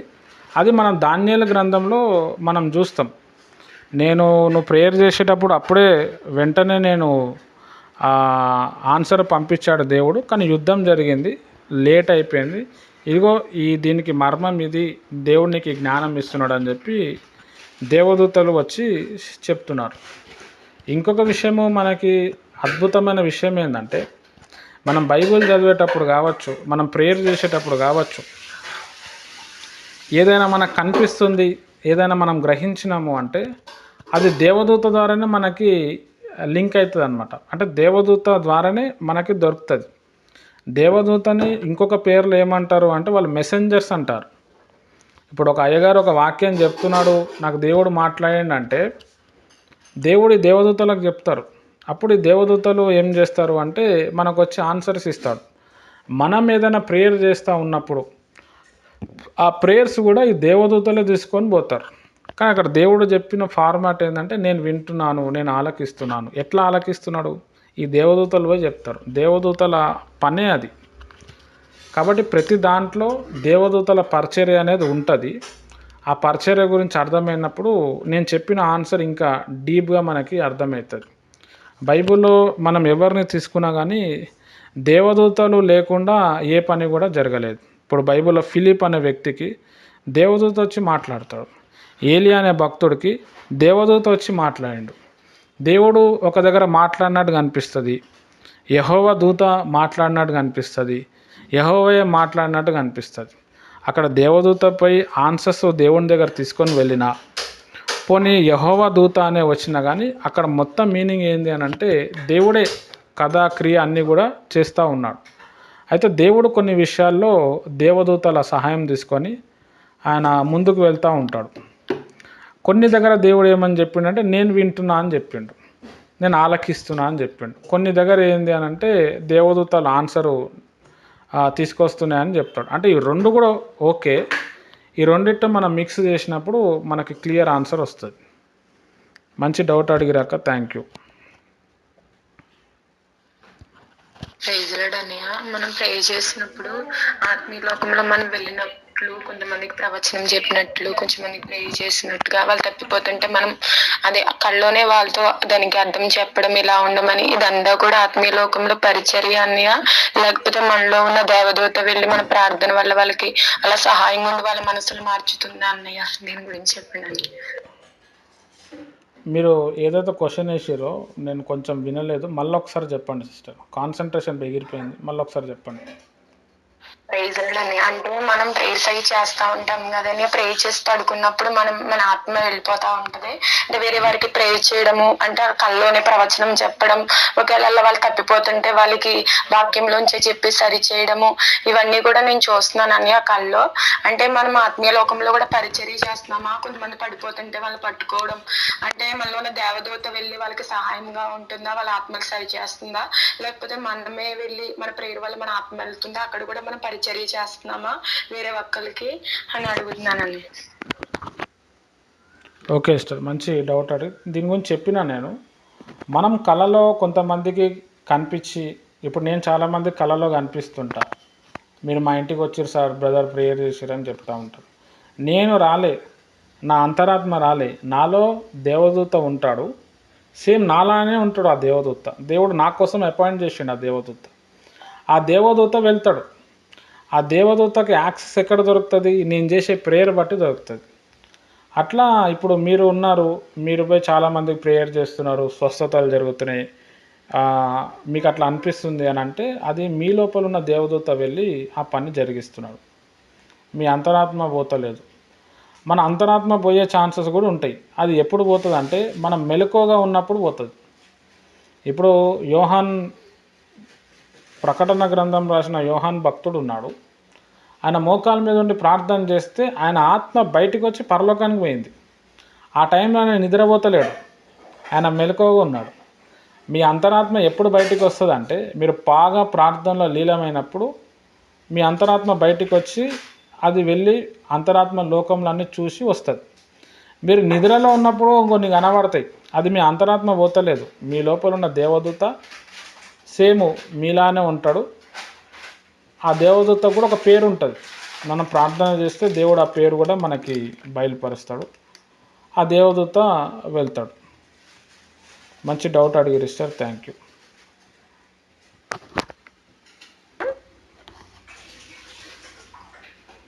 అక్క చెప్పండి. అప్పుడు మా అమ్మగారు వాళ్ళ అమ్మగారు చనిపోయి 11 నెలప్పుడు అయితే రేపు శనివారం కార్యక్రమం ఉంది, సంవత్సరంలో వాళ్ళు ముందు ప్రకారం చేసుకుంటారు కదా, సరే బోధన పిలిపాను రావాలి నువ్వు అన్నారు. మరి వెళ్ళొచ్చన్నా వెళ్ళకూడదా? ఒకవేళ వెళ్ళినా భోజనం చేయొచ్చా చేయకూడదా? వెళ్ళాలి, భోజనం చేసి రావాలి. వాళ్ళు చికెన్ మటన్ పెడితే పప్పు అన్నమో పెరుగన్నమో తినేసి వస్తే అయిపోతుంది. ఖచ్చితంగా వెళ్ళాలి. బైబిల్లో కూడా ఉంది, ప్రసంగి గ్రంథంలో జ్ఞానవంతుడు ఏడుపు ఇంట్లో ఉంటాడు అని చెప్పిండు, మూర్ఖుడు ఫంక్షన్లు విందు జరిగే ఇంట్లో ఉన్నాడని చెప్పారు. మీరు జ్ఞానవంతుల మూర్ఖుల? దయమానక మీరు చెప్పాలి. మీరు జ్ఞానవంతులు కాబట్టి ఖచ్చితంగా అక్కడ ఫంక్షన్కి వెళ్ళండి, వాళ్ళకి సపోర్ట్ చేయండి, అందరిని అక్కడ పరిచయం చేసుకోండి. తర్వాత వాళ్ళు అన్నం వండినప్పుడు అన్నం పప్పు వెజిటేబుల్ కర్రీ తినేసి వచ్చేయండి, అంతే, అయిపోయి. మీకు వాళ్ళకి ఏం ప్రాబ్లం రాదు. అయ్యో ఈ అమ్మాయి వచ్చిందని ఆయన హ్యాపీ, మీరు కూడా హ్యాపీ. మాంసం ఎందుకు తినద్దు అని అంటే ఆ గొర్రెను కావచ్చు మేకను కావచ్చు వాళ్ళు విగ్రహం దగ్గర కట్ చేస్తారు, అది మనం తినకూడదు, అది ప్రసాదంలోకి అయిపోతుంది. కాబట్టి అది వదిలేసి మనం ఇట్లా కూరగాయలు ఏమి విగ్రహాల దగ్గర కట్ చేయరు వాళ్ళు, కాబట్టి అది తినేసి రావచ్చు. థ్యాంక్ యూ అక్క, మంచి చాలా డీప్ క్వశ్చన్ అడిగారు.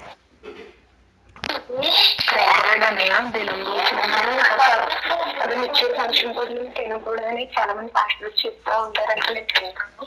ఎందు నిమిత్తం వాళ్ళు అలా చెప్తున్నారని, వాక్యం ఏది చూసి వాళ్ళు అలా చెప్తున్నారని. ఏ ఫంక్షన్లో తినొద్దని చెప్పారు? మెచ్యూర్ ఫంక్షన్స్ అండి, సమర్థ భోజనాలు దినం భోజనాలు తినకూడదని చెప్తున్నారండి. వెళ్ళొద్దని కాదు కానీ అవి తినకూడదని చెప్తారండి. ఏమో మరి అక్క దానికి సంబంధించిన వాక్యం అయితే లేదు, కానీ ఎవరైతే ప్రెగ్నెంట్ ఉంటారో వాడు హిందూ ఉండండి క్రిస్టియన్ ఉండండి ఎక్కడైనా ఉండండి ఏడ కూడా భోజనం చేయొద్దు మెచ్యూర్ ఫంక్షన్స్లో అయితే. తర్వాత చనిపోయిన వాళ్ళ దగ్గర కూడా పోకూడదు, అంటే లోపల ఉన్న బేబీకి ఎఫెక్ట్ అవుతుంది.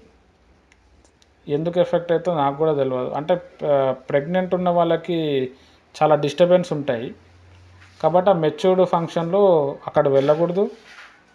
ఆ పిల్లలు ఆ ఉయ్యాలలో వేస్తారు, అక్కడ కూడా వెళ్ళకూడదు, తినకూడదు. ఈ చనిపోయిన సమాధి దగ్గర కూడా పోకూడదు. దాని తర్వాత ఆ సమాధి దగ్గర కూడా అవి అన్నం తినకూడదు, అక్కడ ఏదైతే దినాలు ఉంటుందో. ఇక మిగతా వాళ్ళు అందరూ తినచ్చు. మరి పాస్టర్స్ ఎందుకు చెప్తారో నాకు కూడా తెలియదు. మీరే ఆ పాస్టర్ ఎవరైనా చెప్తే మీరు ఏ రెఫరెన్స్ చూసి ఈ మాట చెప్పారు సార్ నాకు నేర్పియండి అని మీరు అడిగి ఆయన దగ్గరికి ఆ రెఫరెన్స్ తీసుకురండి, నేను కూడా ఒకసారి పరిశోధిస్తాను. ఓకే. మరి దేవుని నామం భరించడం దాకా ఆత్మలేని వాడు నా వాడు కాదు అని అంటున్నారు. రెండోది ఏంటంటే అంతవరకు నిలిచిన వాడు అంతవరకు నిలిచిన వాడే నా వాడు. మరి రెండింటికి మరి ఆ పరలోకం అసలు ఎవరైతారు? మారుమూసి పొందట్టగా ఉంటారు, బాప్తిస్మం తీసుకున్నట్టుగా ఉంటారు. మరి ఆత్మ లేని వాళ్ళు అట్లాగే ఉంటారు. మరి ఆత్మ లేని వాడు నా వాడు కాదంటున్నారు ఇక్కడ వాక్యం. మరి ఈ ఈ మారు మనసు బాప్తిస్మం తీసుకున్న వాళ్ళు అందరూ విడవబడతారా? ఆత్మ లేని వాళ్ళు ఎవరు విడవబడతారా? మరి ఆయా సంఘాల పరిస్థితి ఏంటి? మరి ఎవరు వెళ్తారు అసలు పరలోకానికి? ఈ చిన్న ఆన్సర్. ఓకే అంకుల్, చాలా మంచి క్వశ్చన్ అడిగారు అంకుల్. దేవుడు మిమ్మల్ని బలంగా దీవించును గాక. నేను దీనికి ఆన్సర్ ఇచ్చాను, మళ్ళీ నేను చెప్పడానికి ప్రయత్నం చేస్తాను. ఒక వ్యక్తి వచ్చి యేసు ప్రభుని అడిగిండు, నేను పరలోక రాజ్యానికి రావాలంటే నికోదేమస్ ఏమో పేరు ఉంటుంది అనేది. అప్పుడు యేసు ప్రభు చెప్తాడు, ఆత్మ మూలంగాను నీటి మూలంగాను జన్మిస్తేనే తప్ప మీరు తండ్రి రాజ్యానికి రాలేడు అన్నాడు. అంటే నీటి మూలంగా బ్రతకటం అంటే బాప్తిజం, ఆత్మ మూలంగా బ్రతకటం అంటే ఆత్మీయ బాప్తిజం. అంటే ఆత్మలో కూడా మనము బాప్తిజం పొందాలి. యోహాన్ భక్తుడు చెప్పాడు, నా వెనుక వచ్చేవాడు, నేను మీకు నీళ్ళలో బాప్తిజం ఇస్తున్నా, నా వెనుక వచ్చేవాడు పరిశుద్ధాత్మతోను అగ్నితోను బాప్తిజం ఇస్తున్నాడు. చాలా సంఘాల్లో ఏమని చెప్తున్నారు అంటే, ఎగ్జాంపుల్ చర్చ్ ఆఫ్ క్రైస్ట్, పిడి సుందర్రావు వాళ్ళ బోధకులు వాళ్ళు ఏం చెప్తున్నారంటే, బాప్తిజం తీసుకుంటే పరిశుద్ధాత్మ వచ్చేసిందని అంటున్నారు. అదే మాట నిజమైతే మరి యేసుప్రభు ఎందుకు అనాలా? ఒకడు నీటి మూలంగాను మరియు ఆత్మ మూలంగానే జన్మిస్తేనే తప్ప వాడు తండ్రి రాజ్యానికి రాలేడని. నీళ్ళలో బాప్తిజం తీసుకోవాలి, ఆత్మలో కూడా బాప్తిజం తీసుకోవాలి. కాబట్టి ఆత్మ బాప్తిజం కోసం మనం కనిపెట్టి మనం ఆత్మ బాప్తిజం పొందుకోవాలి. ఆత్మలో బాప్తిజం పొందినామని మనకు ఎట్లా తెలుస్తుంది అంటే, బైబిల్లో దేవుని ఒక పరిశుద్ధాత్మ వచ్చినప్పుడు చాలా మటుకు అన్య భాషలు మాట్లాడారు. కొంతమందికి అన్య భాషలు రాకపోవచ్చు, అయినా కానీ వాళ్ళు బాప్తిజం తీసుకున్నట్టే ఆత్మ బాప్తిజం.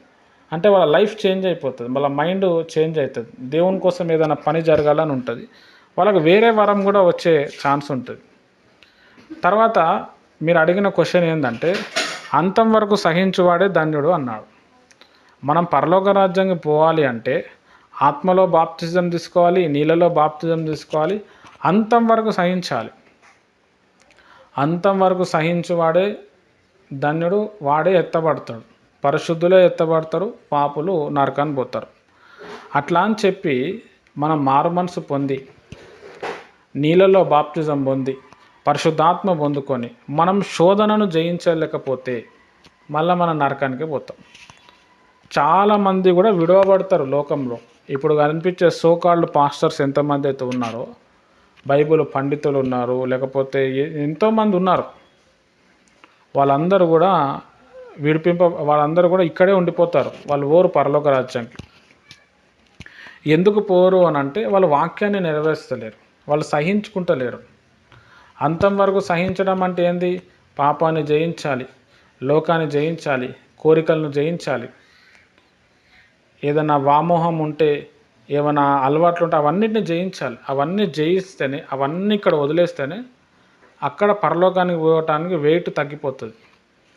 లేకపోతే పోలేం. మనం నీటితో బాప్తిజం పొందాలి, పరిశుద్ధాత్మతో బాప్తిజం పొందాలి, అంతం వరకు సహించాలి. వాడే ధన్యుడు, మిగతా వాళ్ళు అన్యులు. చాలామంది ఏంటంటే, నేను బాప్తిజం తీసుకున్నా కదా, నేను సండే చర్చికి పోతున్నా కదా అని చెప్పి, నేను ఆత్మ పొందుకున్నా కదా, రొయ్ కబా రబా షిరియా అని అంటున్నా కదా, అన్య భాషలు అంటున్నా కదా, నేను పరలోకి పోయే ఛాన్స్ ఉందని అనుకుంటారు, కానీ పోలేం. ఎందుకు పోలేమంటే నువ్వు శోధనను సహిస్తలేవు, భరిస్తలేవు. ఇప్పుడు యేసుప్రభు శిష్యుల్లో ఎంతోమంది ఉన్నారు, చాలా భయంకరమైన శ్రమ పెట్టారు, ఎవ్వడు కూడా ఉరేసుకొని చచ్చిపోలేదు. వాళ్ళకు వచ్చిన శ్రమ భరించిర్రు. ఆంద్రే అనే వ్యక్తికి అయితే యేసుప్రభు వాళ్ళ తమ్ముడు ఆయన, ఆలుగడ్డ పొట్టు తీసినట్టు బాడీలో ఉన్న స్కిన్ అంతా కూడా తీసారు. తర్వాత బాగా పెయిన్ వచ్చి ఎక్కువగా బ్యాక్టీరియా ఫామ్ అయిపోయి చాలా కష్టపడి ఆయన చనిపోయాడు. అట్లా చాలామంది యేసుప్రభు శిష్యులు చనిపోయారు. కావాలంటే వాళ్ళు చనిపోవటానికి ఎన్నో మార్గాలు ఉండే, కానీ వాళ్ళు అది చేయలేదు. పేతురు భక్తుడు కూడా నాకు ఉల్టా సిలువ వేసి చంపేయండి అన్నాడు. ఆయన పారిపోవచ్చు, లేకపోతే దేంట్లో దూకొచ్చు, కానీ అవి చేయలేడు.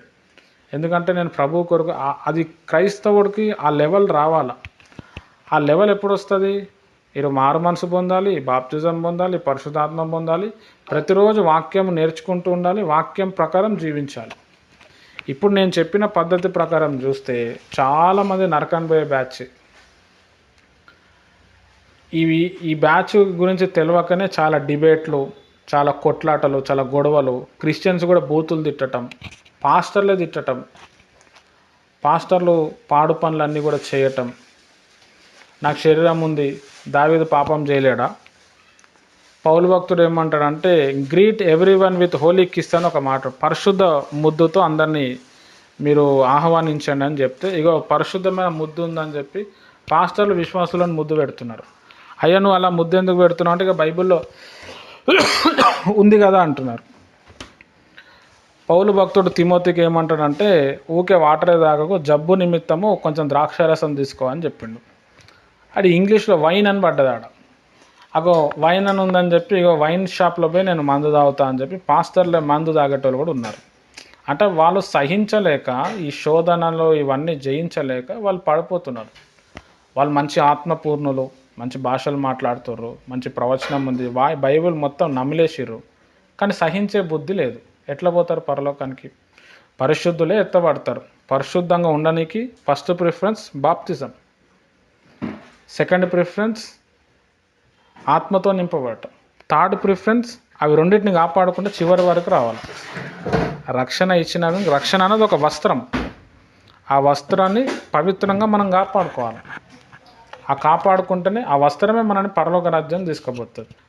ఇట్లా దీన్ని బట్టి చూస్తే చాలామంది చాలా సంఘాలకు వెళ్ళి చాలామంది లోకంలో కలిసిపెట్టేవాళ్ళు ఉన్నారు, నరకాన్ని పోని వాళ్ళు చాలా చాలా ఎక్కువ మంది ఉన్నారు, పరలోక రాజ్యం పోయే వాళ్ళు చాలా తక్కువ మంది ఉన్నారు. ఎప్పుడైనా చచ్చిపోయేదే ఇష్టానుసారంగా ఉంటాము అని అనుకుంటే ఏసావు టైపు. మరి ఏమన్నా కానీ నా కోరికలన్నీ కంట్రోల్ చేసుకుంటా, ఉపవాసంలో ఉంటా, ఒక్క పూట. అందుకే ఉపవాసం అనేది చాలా ఇంపార్టెంట్. ఒక్క పూట ఉపవాసము ఉండలేని వ్యక్తి కొన్ని సంవత్సరాలు, కోట్ల సంవత్సరాలు నరకానికి పోవాలి. చాలామంది పాపంలో పడిపోయే ఛాన్స్ మెయిన్ ఎక్కడ వస్తుందంటే ఉపవాస ప్రార్థన చేయకపోవటం. కనీసం ఒక పూట అయినా మనం కడుపుని కాల్చుకొని మధ్యాహ్నం 1 గంటకో 2 గంటలకో 3 గంటల వరకన్నా ఉండాలి మన శరీరం కోసం. దీనివల్ల ఏమవుతుందంటే ఆత్మీయత పెరుగుతుంది, పరిశుద్ధత పెరుగుతుంది, సహించే భరించే గుణం కూడా మనలో డెవలప్మెంట్ అవుతుంది. ఇది ఒక మర్మం. ఇట్లా చేసుకుంటూ మన ఆత్మీయ లోకంలో మనం ప్రవేశించవచ్చు. మంచి డౌట్ అడిగారు అంకుల్, దేవుడు మిమ్మల్ని ఇంకా దీవించును గాక. Thank you. ఇంకెవరికి ఏదైనా డౌట్ ఉంటే అడగండి, లేదంటే మీకు స్తోత్రం, నాకు ఆత్రం.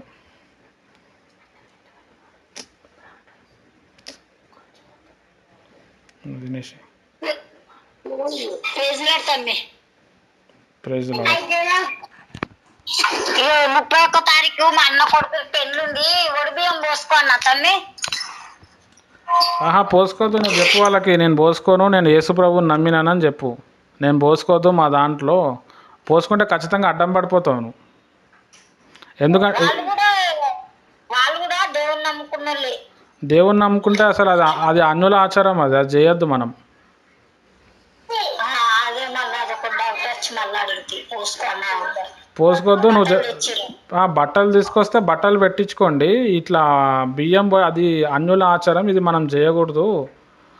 దేవుణ్ణి ఇబ్బంది పెట్టినట్టు అవుతుంది, మన మీద శాపం వస్తుంది. దాని బదులు మనం ఒక అర్ధగంట సేపు ప్రార్థన చేద్దాం, పాటలు పాడదాం అని చెప్పి ప్రార్థనా పాటతోనే దాన్ని ముగిస్తే అయిపోతుంది.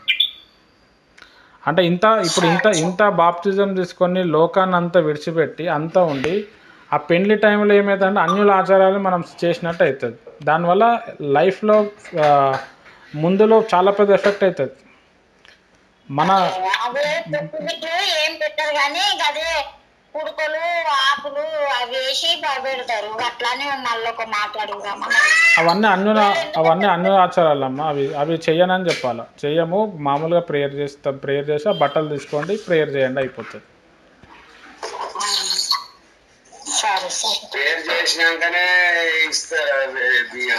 కరెక్టే, కానీ ఆ వడి బియ్యం వేసుకోవద్దు మనము. అది అన్యుల ఆచారం. అది ఇక దాంట్లో ప్రేయర్ చేస్తే ఏముంటుంది, చేయకపోతే ఏముంటుంది. ఈ బియ్యం అయితే వద్దు. కావాలంటే మామూలుగా బియ్యం తీసుకోవచ్చు, కానీ ఆ వడిలో వేస్తారు కదా, అది వేయకూడదు. అదే చేయొద్దు. అది బైబిల్లో లేదు అది చేయమని చెప్పి. వడిలో ఎవరు బియ్యం వేసుకోలేదు. పొలంలో బియ్యం వేయమని చెప్పి ఉంది బైబిల్లో. అదే పొద్దుగా పేరుకొని వస్తుంటాం, మీకు ఏం చేయాలి ఏం కప్ప మరి బియ్యం పోస్తారు కదా ఆలోచన. ఓకే అక్క, ఓకే, రైట్, మంచిది. ఓకే, ఇంకెవరు? Praise lord.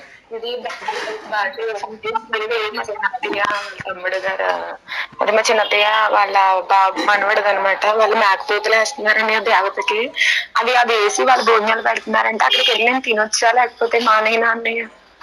అక్కడ వెళ్తే వాళ్ళు పిలిస్తే తినండి. నాన్ వెజ్ తినకండి, వెజిటేబుల్ తినండి.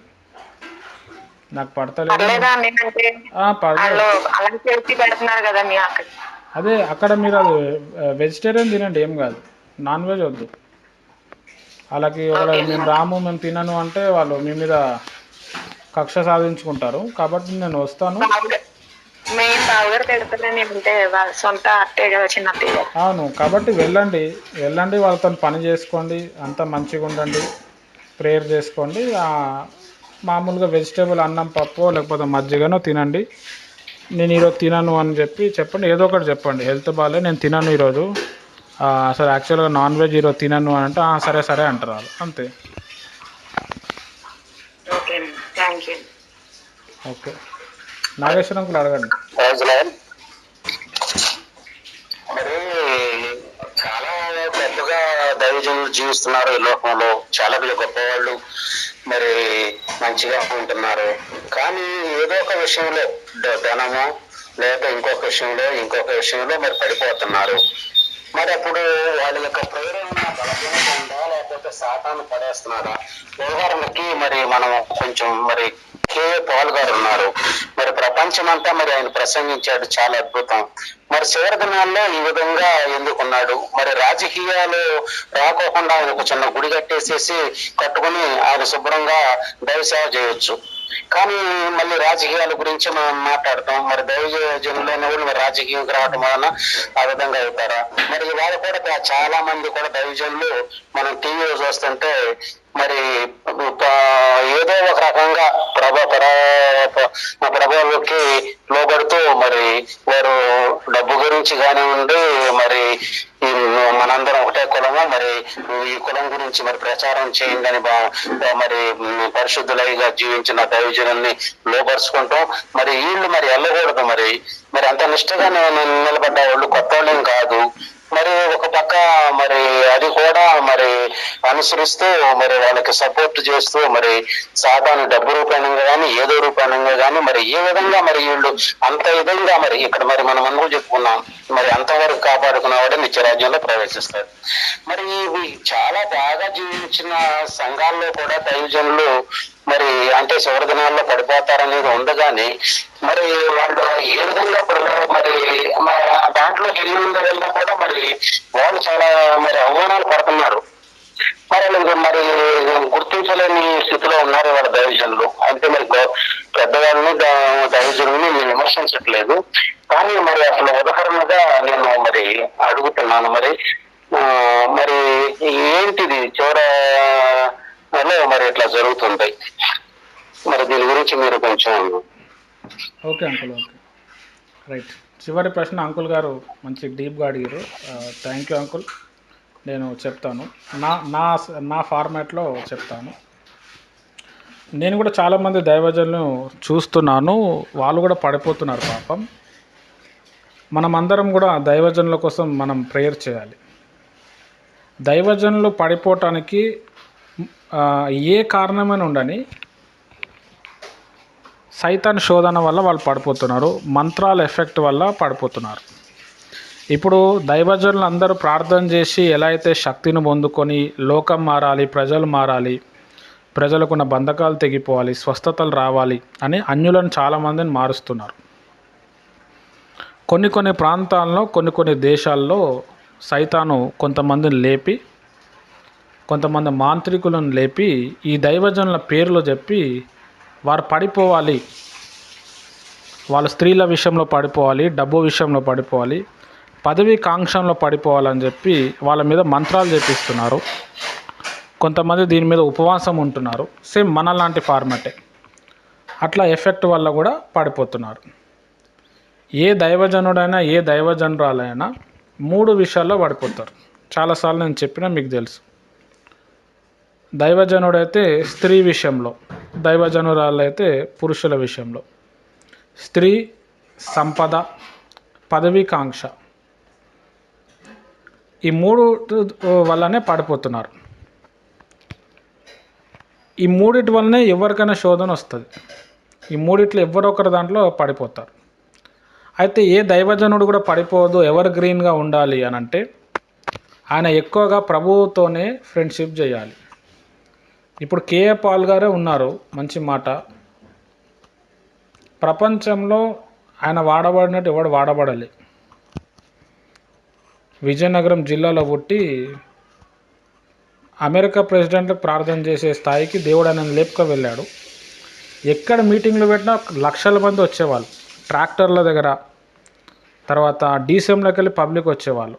ట్రాక్టర్కి, ఆటోలకు అన్ని డబ్బులు ఇచ్చేవాడు ఆయన. మళ్ళీ ఒక్క దగ్గర కూడా ఆయన డబ్బులు కలెక్ట్ చేసేవాడు కాదు. చాలా గొప్పగా వాడబడి ఇప్పుడేమో నాకు ఓట్లు వేయండి అంటున్నాడు.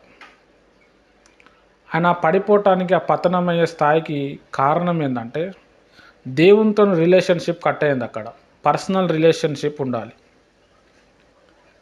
పర్సనల్ రిలేషన్షిప్ లేనప్పుడు ఎవడైనా శోధనకి గురి అవుతాడు. అది అమ్మాయి ద్వారా వస్తుందో, డబ్బుల ద్వారా వస్తుందో, పదవి కాంక్ష ద్వారా వస్తుందో తెలియదు. ఈ 3 యాంగిల్స్లోనే కొడతారు. నెక్స్ట్ ఏంటంటే కేఏ పాల్ గారు పెద్దగా బైబిల్ ట్రైనింగ్ చేయలేదు. ఆయన చెప్పిండు, నాకు బైబిల్ ట్రైనింగ్ చేయాలని, నేను పెద్ద చదువుకోలేదు, దేవుడు నన్ను ఆశీర్వదించాడు. అంటే బైబిల్ ట్రైనింగ్ చేయటం వల్ల నువ్వు ఎవరితో ఎట్లుండాలి. ఇప్పుడు నేను చెప్పాను కదా, సంపద ద్వారా పడిపోతాం, స్త్రీల ద్వారా పడిపోతాం, పదవి కాంక్ష, ఇవి బైబిల్ ట్రైనింగ్లో చెప్తారు. కొన్ని మంచి దైవజనులు అట్లా పడిపోతున్నారు. కొంతమంది ఏంటి అంటే పడిపోవటానికి వాళ్ళ మొదటి స్థితిని మర్చిపోతున్నారు. ఒకప్పుడు ఎట్లనో ఉంటారు, దేవుడు వాళ్ళని లేపుతాడు, ఆ మొదటి స్థితిని మర్చిపోతారు. అరే నేను గొప్ప దైవజనుడు, నేను చెప్పిందే శాసనం. ఎవరైనా అయ్యా మీరు తప్పు చేస్తారు కదా అంటే, నేను ఇక్కడ తప్పు చేస్తున్నాను, నేను తప్పు చేస్తే చేస్తాను, నేను దేవునికి లెక్క చెప్పుకుంటాను, నా వాక్యాన్ని ఫాలో అయ్యే వాళ్ళు కూడా, అట్లాంటి వాళ్ళు కూడా ఉన్నారు. చాలా ఇంపార్టెంట్. ఇప్పుడు పిడి సుందరరావు గారు దైవజనుడు, ఆయన 3 పెళ్ళిళ్ళు చేసుకున్నాడు. ఇక్కడ మా దగ్గర ఒక మీటింగ్కి వచ్చినప్పుడు వాళ్ళిద్దరు భార్యలను తీసుకొని వచ్చాడు.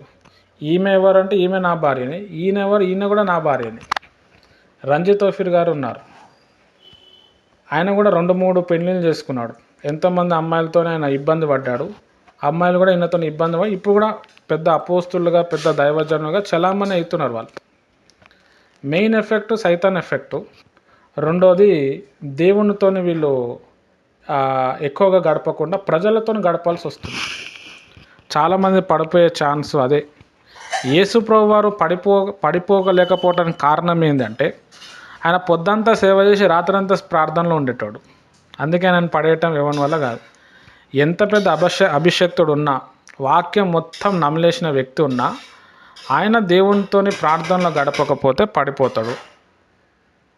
ఇది మనము తెలుసుకోవాలి. వీళ్ళు దేవునిలో వీళ్ళు ఏమనుకుంటున్నారంటే, నేను దేవుని సేవనే చేస్తున్నా కదా, దేవుని సువార్తనే నేను ప్రకటిస్తున్నా కదా అని చెప్పే మాయలో వీళ్ళు పడిపోతున్నారు.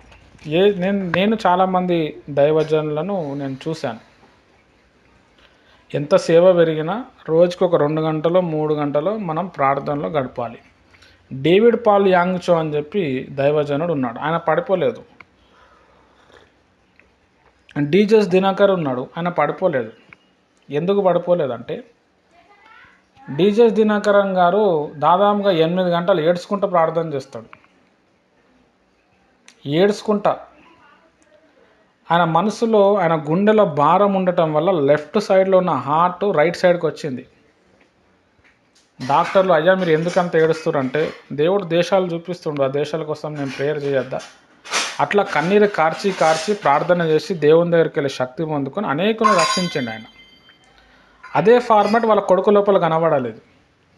ఆయన కాలేజెస్ అని చెప్పి సేవ అని చెప్పి వాళ్ళంతా అది వేరే. ఈ డేవిడ్ పాల్ యాంగ్చో గారు కూడా దాదాపుగా ఆయన చర్చికి 15 లక్షల మంది వస్తారు ఎవ్రీ సండే. మెషిన్లోకి వెళ్ళి పబ్లిక్ తెచ్చినట్టు ఉంటుంది. ఎంత పెద్ద సీఎం కానీ ప్రైమ్ మినిస్టర్ కానీ ఎవరు ఫోన్ చేసినా మార్నింగ్ టైంలో ఆయన ప్రేయర్ లేపడు.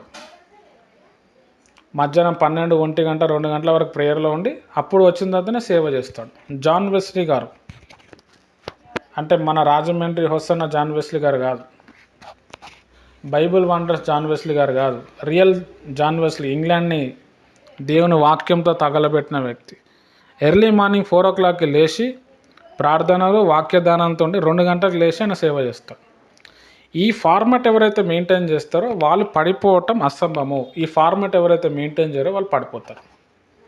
మార్టిన్ లూథర్ గారు క్యాథలిక్ చర్చ్ నుంచి బయటకు వచ్చి ఈ ప్రొటెస్టెంట్ అనే విత్తనాలు వేసిన వ్యక్తి. మనం అంతా ప్రొటెస్టెంట్స్.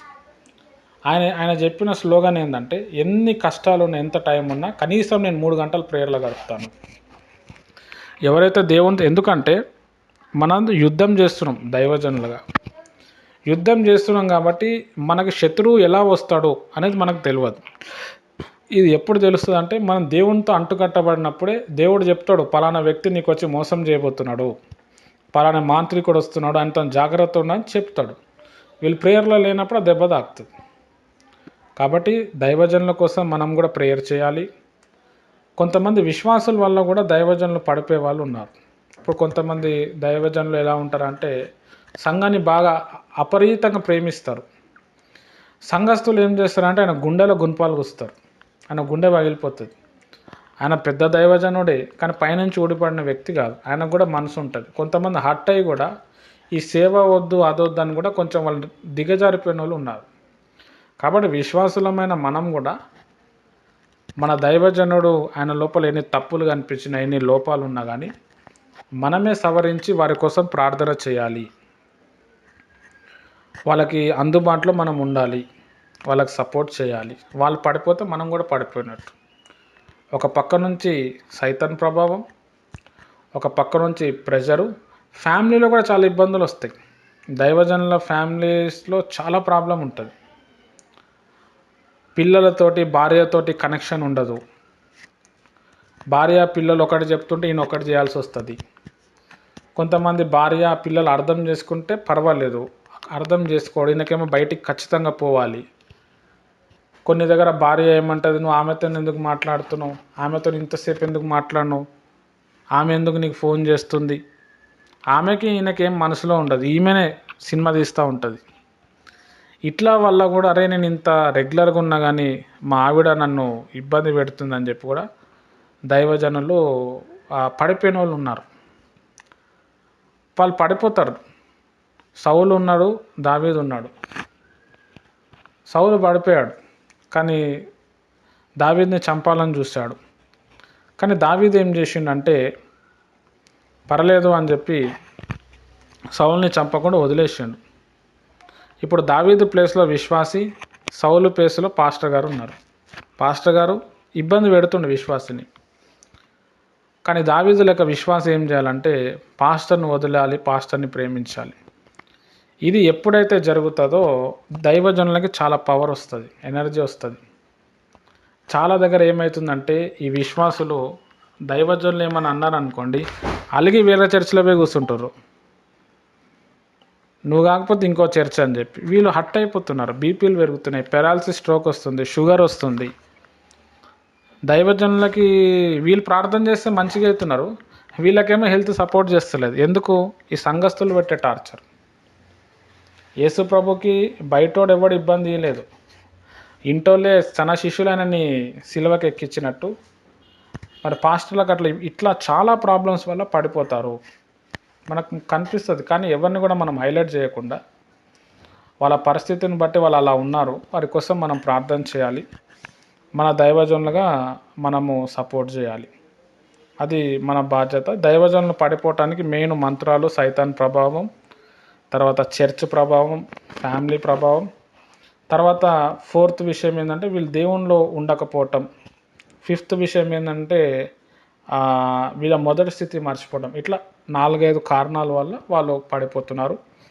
ఇక ఏ కారణమైనా ఉండండి, మనం మన దైవజనుల గురించి మనం ప్రార్థన చేయటం, సండే రెగ్యులర్గా చర్చికి వెళ్ళటం. ఒక సండే మనం వెళ్ళకపోతే దైవజనులు చాలా నారాజు అయిపోతారు, డల్ అయిపోతారు. అయ్యో ఆ విశ్వాసం ఎందుకు రాలేదు అని చెప్పి వాళ్ళు ఫోన్ చేస్తారు, అమ్మ మీరు ఎందుకు రాలేదు అని అంటే, అరే ఆయన పైసల కోసమే చేస్తున్నాను కొంతమంది విశ్వాసులు అనుకుంటారు. వీళ్ళు ఫోనే లేపరు. ఇంకా ఆయనకేమో బాధ అనిపించి ఆయన ఇంటికి వస్తాడు. ఇంటికి వస్తే కూడా ఆయనకు అనిపిస్తే వెళ్ళిపోయేటోళ్ళు ఉన్నారు, లేకపోతే ఏదో సమస్యలు చెప్పేటోళ్ళు ఉన్నారు. అరే వీళ్ళు దేవునిలో ఉండాలి, దేవునిలో రాలేరు కదా అని చెప్పి ఆ దైవజనుడు మంచి వాక్యం ప్రిపేర్ అవుతాడు, ఆ విశ్వాసాలు యాబ్సెంట్ అయిపోతాడు, చాలా హర్ట్ అవుతారు వాళ్ళు దైవజనులు. ఇట్లా చాలా ప్రాబ్లమ్స్ వల్ల పడిపోయే వాళ్ళు ఉంటారు. కాబట్టి వాళ్ళకి మనము సపోర్ట్ చేయాలి. థ్యాంక్ యూ అంకుల్, మంచి క్వశ్చన్ వేసారు. ఓకే, అందరికీ ప్రైజ్ ది లార్డ్. లీలాకి అడుగు, లాస్ట్ ఒక్కటే డౌట్. నజరేయుడు ఆయన యేసు అంటారు కదా, నజరేయుడు యేసు అని అంటే యేసుక్రీస్తు, యేసు ప్రభు అలా వస్తుంది. కానీ నజరేయుడు అని కలిపి అంటారు కదా, ఆ మాటకి అర్థం ఏంటి యాడ్ చేయడంలోని? రెండు అర్థాలు ఉన్నాయి అక్క. యేసు ప్రభు వారు ఉన్నది, ఆయన పుట్టింది వేరే ప్లేసు, పెరిగింది మాత్రం నజరేయుడు అనే ఊరు.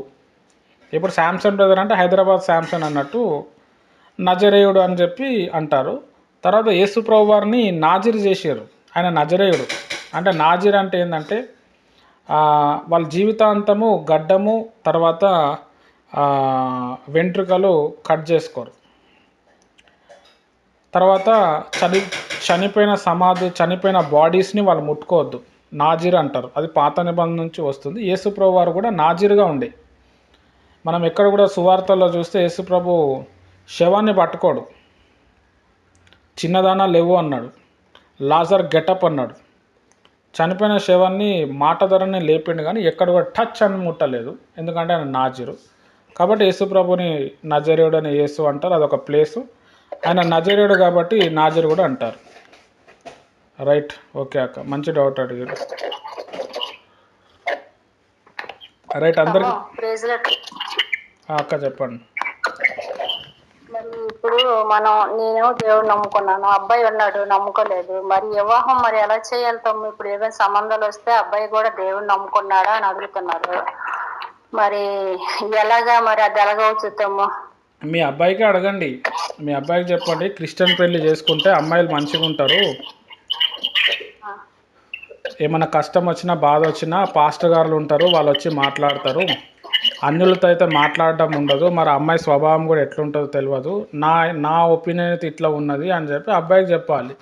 సరే మమ్మీ నేను కూడా క్రిస్టియన్ మ్యారేజ్ చేసుకుంటా అని చెప్తే అప్పుడు అక్కడ విశ్వాసులకు చెప్పొచ్చు, అంటే బ్యాప్టిజం అయితే తీసుకోలేడు, ఒకవేళ క్రిస్టియన్ మ్యారేజ్ చేద్దామంటే బ్యాప్టిజం తీసుకుంటున్నాడు అని చెప్తే వాళ్ళు ముందుకు వస్తే అప్పుడు మీ అబ్బాయికి బాప్టిజం ఇచ్చి క్రిస్టియన్ మ్యారేజ్ చేయొచ్చు. లేదు మమ్మీ నాకు హిందూ మ్యారేజే చేసుకోవాలని ఉన్నదంటే మీ ప్లేస్లో ఎవరినైనా పెట్టి హిందూ మ్యారేజ్ చేపియాలి, మీరు అక్కడ ఉండాలి, అంతే. మీ అబ్బాయి నిర్ణయం, మీరు చెప్పేదాన్ని బట్టి ఉంటుంది.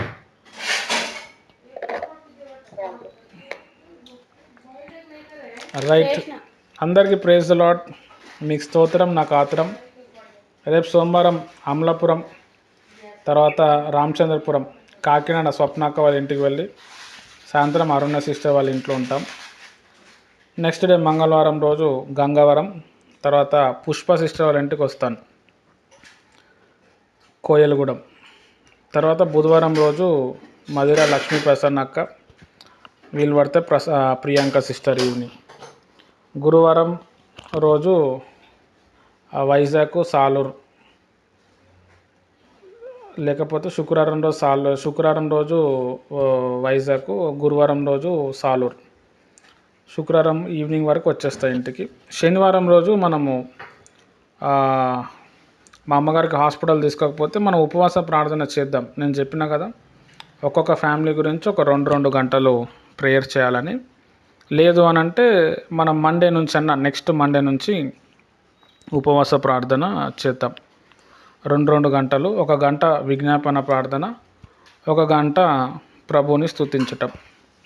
మీకు ఎట్లా టైం కుదురుతుందో అట్లా మీరు మైండ్లో పెట్టుకొని ఆ ప్రేయర్స్ మీరు నాకు ఛాన్స్ ఇస్తే మీకోసం నేను ప్రార్థన చేస్తాను. మీరు చేయాల్సింది ఏంటంటే, సిస్టర్స్ ఎవరైనా ఉంటే తల మీద ముసుగేసుకొని నేను ప్రార్థిస్తున్నప్పుడు మీరు కూడా ప్రార్థన ఏకీభవించాలి.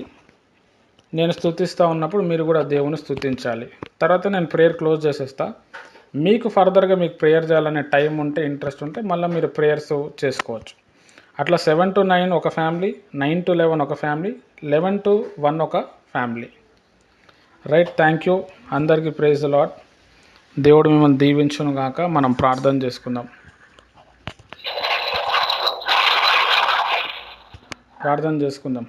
స్తోత్రం తండ్రి, పరిశుద్ధమైన దేవానికి వందనాలు.